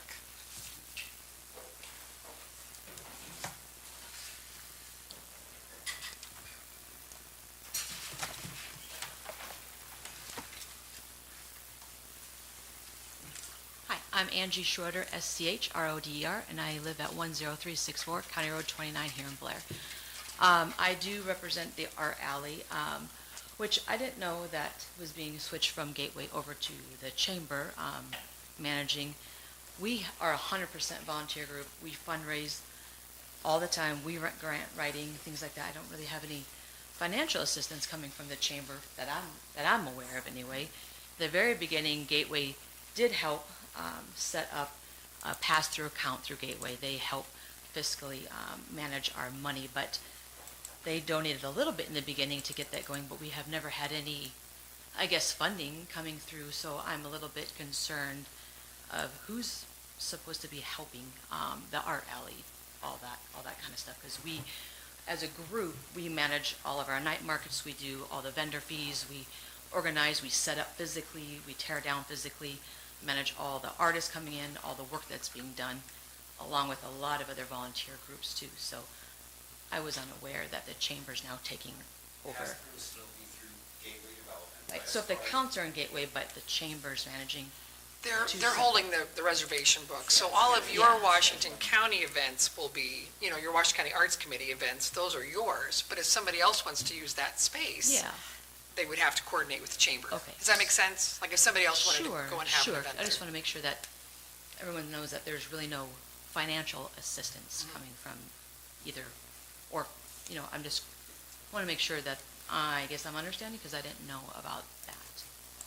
I think it was more just a scheduling and coordinating. Okay. That's all. All right, thank you. Thank you. Any other comments from the public?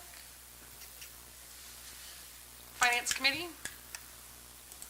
Yes, we did meet on this, and there's no questions. I would like to introduce Resolution 2026-092. Resolution number 2026-92 was introduced by Councilmember Wolf, approving an agreement between the City of Blair and Gateway Development Corporation. A motion to adopt Resolution 2026-092 as presented. Second. We have a motion, a second, to adopt resolution number 2026-92. Please register your vote.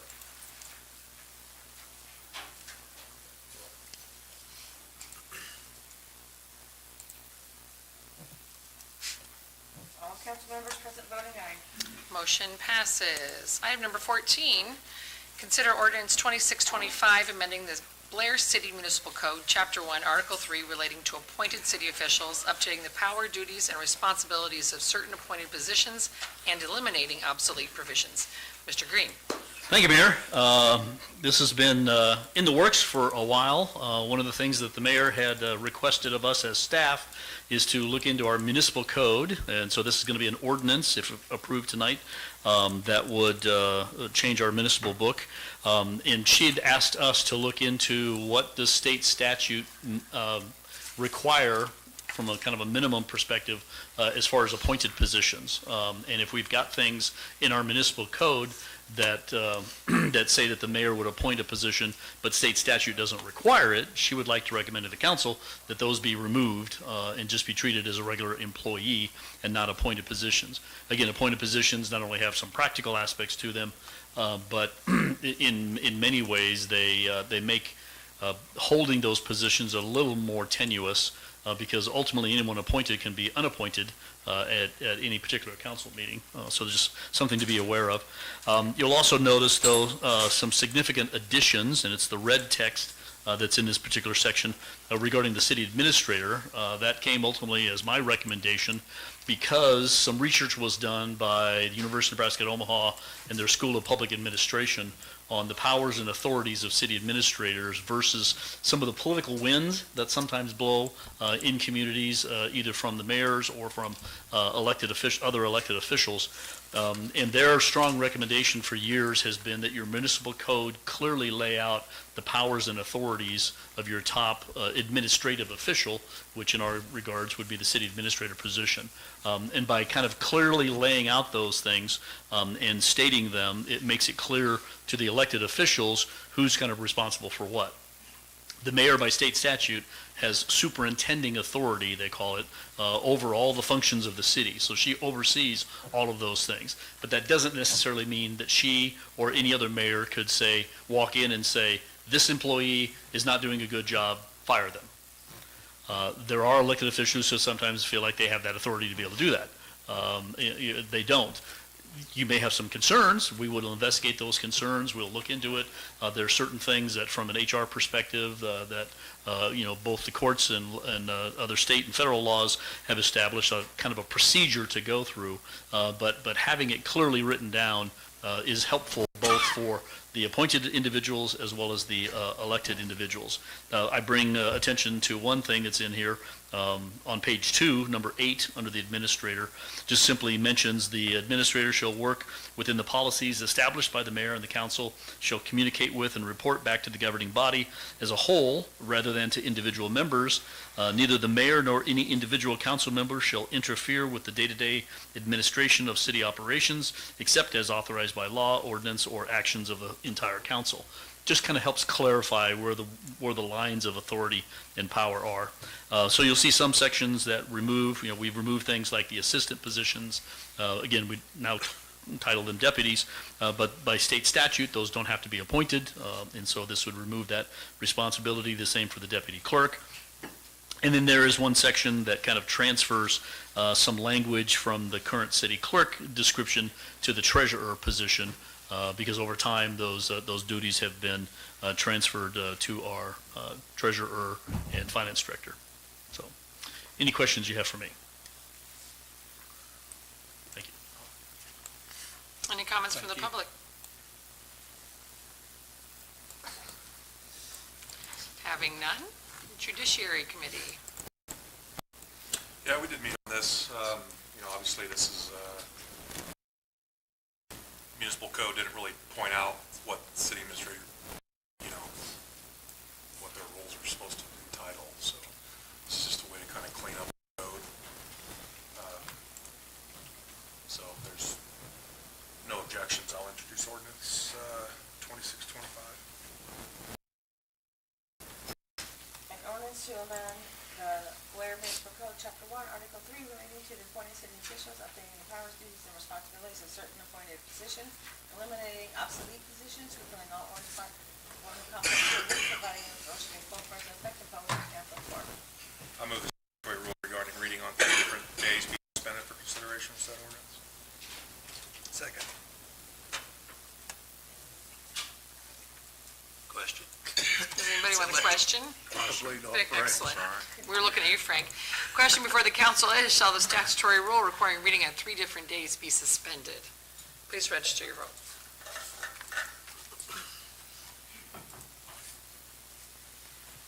All council members present voting aye. An ordinance to amend the Blair City Municipal Code, Chapter 1, Article 3, relating to appointed city officials, updating the powers, duties, and responsibilities of certain appointed positions, eliminating obsolete provisions, repealing all ordinance parts of ordinance conflict herewith, and providing such ordinance shall be published and effective and published in pamphlet form.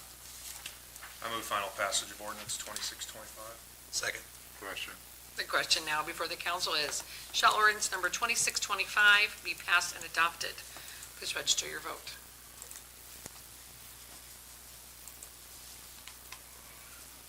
All council members present voting aye. I declare ordinance number 2625 duly adopted.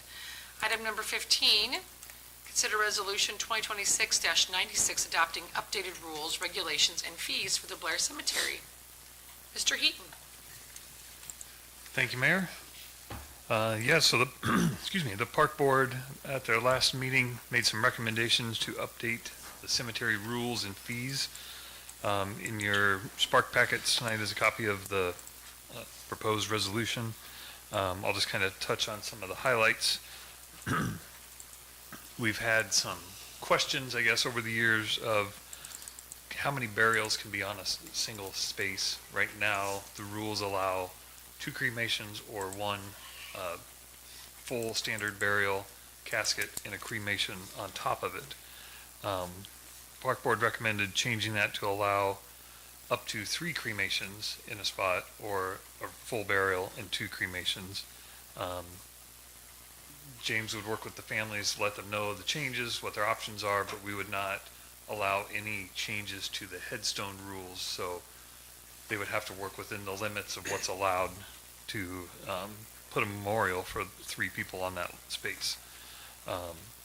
In the event that a cremation is in a space first, they choose to put the second burial would be a full casket, the family would have to work with the funeral director, pay any applicable fees for disinterment of the urn, and then put the full burial in and the urn back in.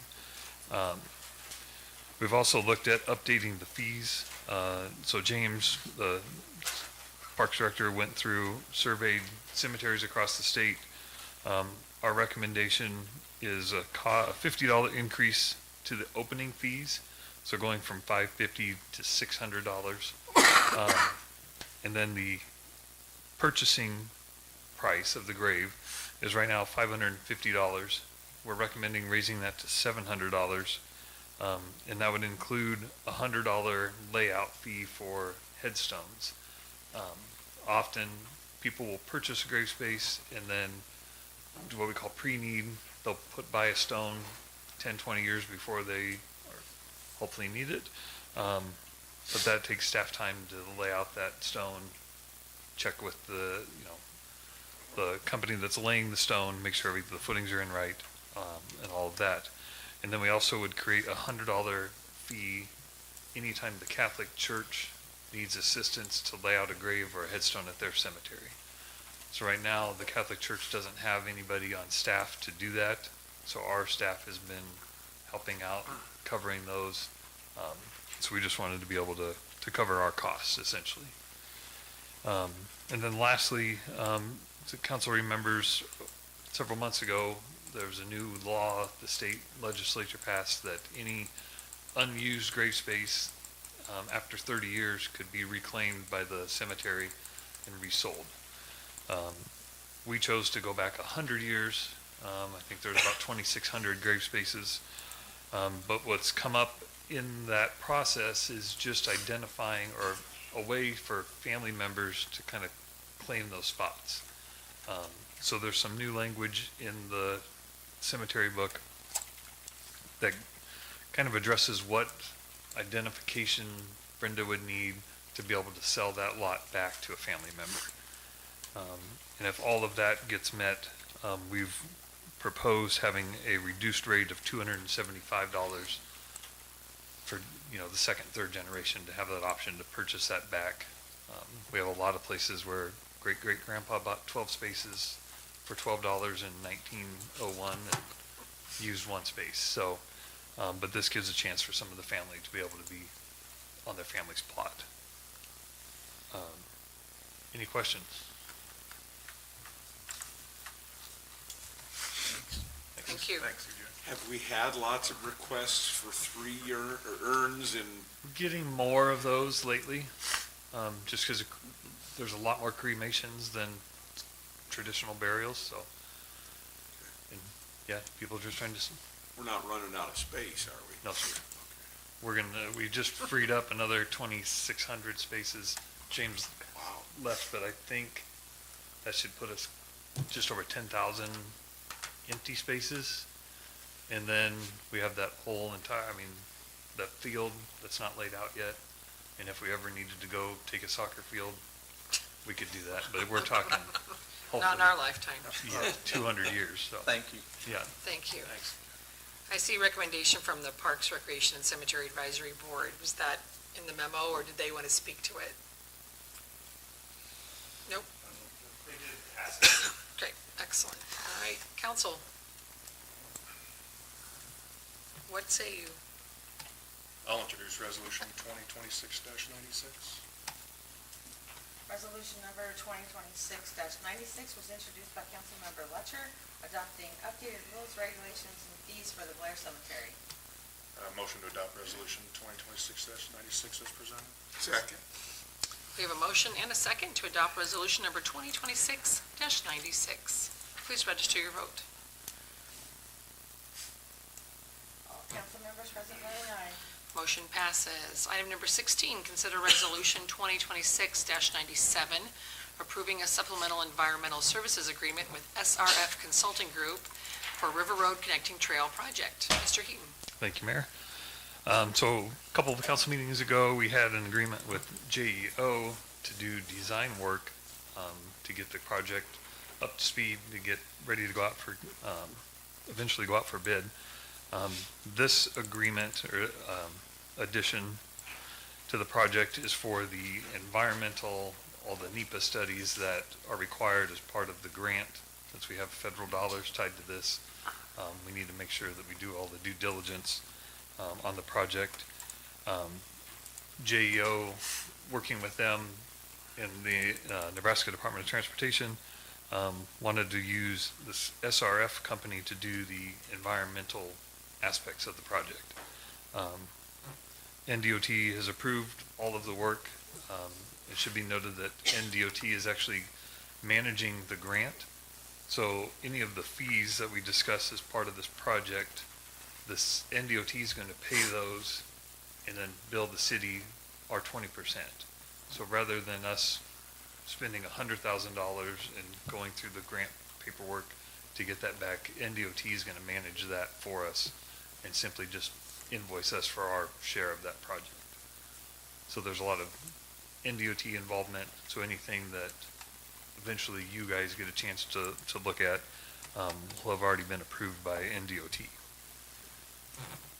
Any questions? Thank you. Yep. Thank you. Any comments from the public? Finance Committee. Talked about it, have to do it. It's no way around it. So if there's any other questions, I would like to introduce resolution 2026-97. Resolution number 2026-97 was introduced by Councilmember Clark, approving a supplemental environmental services agreement with SRF Consulting Group, Inc. for the River Road Connecting Trail Project. I'd like to make a motion to adopt resolution 2026-97 as presented. Second. We have a motion and a second to adopt resolution number 2026-97. Please register your vote. All council members present voting aye. Motion passes. Item number 17, consider resolution 2026-98. Whoa, we're getting close to 100 there. Terminating the interlocal cooperation agreement dated August 8th, 2017 between the City of Fremont and the City of Blair, authorizing the sale of the tree grinder chipper. Mr. Thank you, Mayor. We could throw two more on round off bills last night at 100. So this item has to do, if council remembers, back in 2017, the city purchased, along with the City of Fremont, a very, very large brush chipper. This is brought in on a semi. It's not the kind you see the tree trimmers using. And we would, the agreement was 24% Blair's, 76% Fremont's. We would get it for a month or so out of the year, and a crew from Fremont would come to Blair with it. We would chip our pile, work with different contractors to get the chips hauled off. Over the years, the chipper got more and more expensive to maintain, numerous breakdowns, numerous problems with it. The last 3 or 4 years at least, it was broke down, so Fremont had to find other options. The city had to find other options to get rid of the pile, to find a contractor to come chip it. About a year ago, Fremont reached out. We had this discussion, what are we going to do with this? They initially asked if we were interested in buying it, which I was not interested in doing. Since then, the Fremont City Council passed a resolution to sell it and did receive a bid for $420,000. If the council agrees to this resolution, we'll sell the chipper, we'll sell our share, dissolve the interlocal agreement, and based on that sale amount, the city of Blair should be getting just over $100,000, which should help offset some of the costs from all of the grinding and things that we did for the storm in August. So, any questions? Is that accounted for in the budget, the additional? It would be in this current fiscal First year. 20, Yep, I would assume we'd get that money before October 1. Thank you. Thanks. Thanks. Any comments from the public? Having none, Finance Committee. Yep, we met on this one as well, and it sounds like it's been nothing but a pain, and it sounds like we're gonna at least be able to get some of our money recouped. So, sounds like it's the right way to go. So I would like to introduce Resolution 2026-98. Resolution number 2026-98 was introduced by Councilmember Clark, terminating the interlocal cooperation agreement dated August 8, 2017 between the City of Fremont and the City of Blair, authorizing the sale of a tree grinder chipper. I'd like to make a motion to adopt Resolution 2026-98 as presented. Second. We have a motion and a second to adopt resolution number 2026-98. Please register your vote. All council members present voting aye. Motion passes. Dun, dun, dun. As Mr. Green comes forward for his final city administrator report, I'd like to publicly thank him for all the wonderful things he has done for our community. You have certainly left your impact on us, and for that we are very grateful, and you will be missed. Thank you. Thank you, ma'am. Thank you. Appreciate it. You know, I remember back in 2005 when I first got hired. No, I'm not going to go. Okay. After 3 hours, 3.5 hours. I have nothing to report other than to simply say it has been the great privilege of my life to be able to be city administrator here. When I did first get hired, I was still in school in 2005.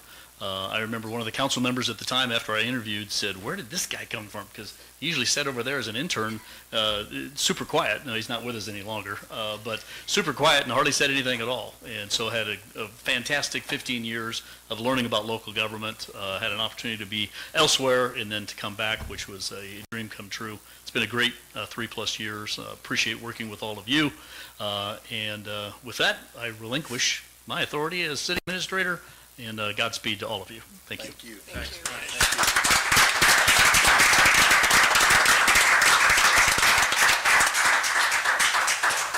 Motion to adjourn. Second. I was going to give it to Ken, but wow. Okay, never mind. We have a motion and a second to adjourn. Please register your vote. 10:30.